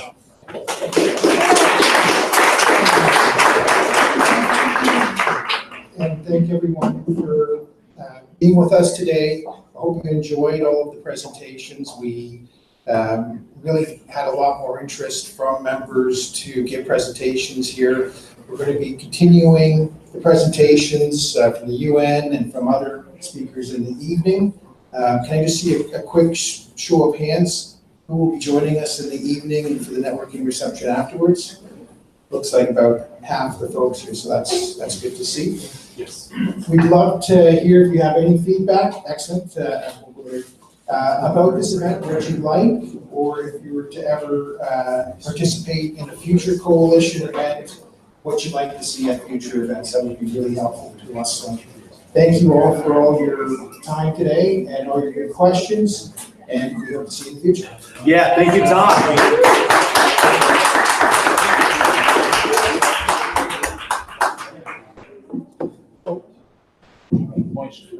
We have one final thing to do. Our colleagues from Mexico have created some coalition pins that they're prepared to share with everyone. And so if you'd like to have a coalition pin. Yeah. Thank you very much. Thank you.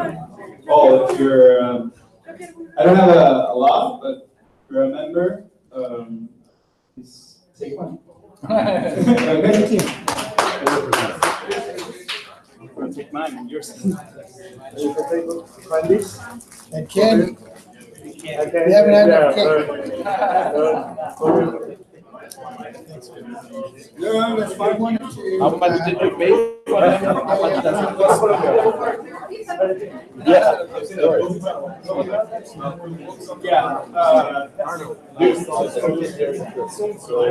Oh, really?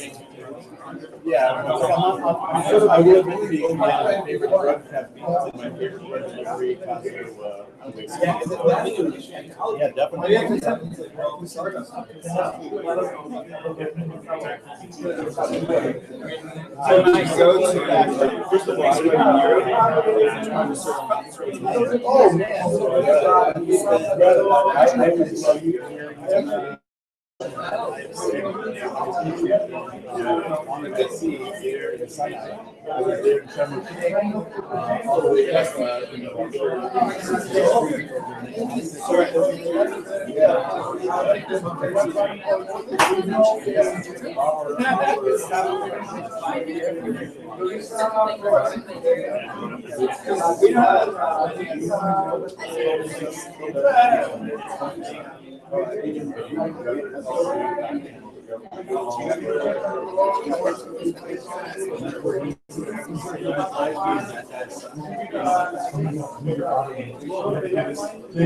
And,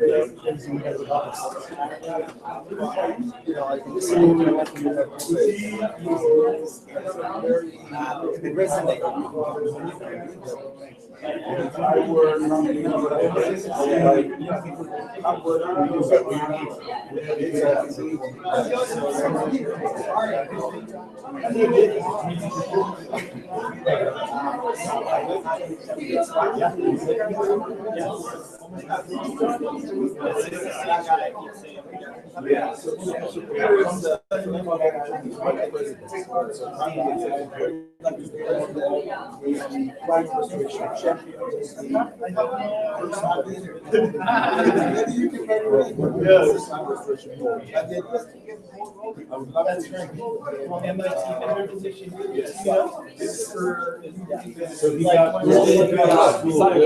Hello, Simon.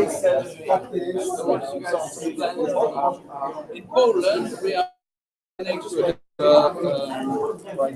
climate change coalition event. I'm gonna just go and then come back at 6 or shortly after. See these nice pins? I did, I got one. So, I'll scoop up any extras later. Welcome to the shop.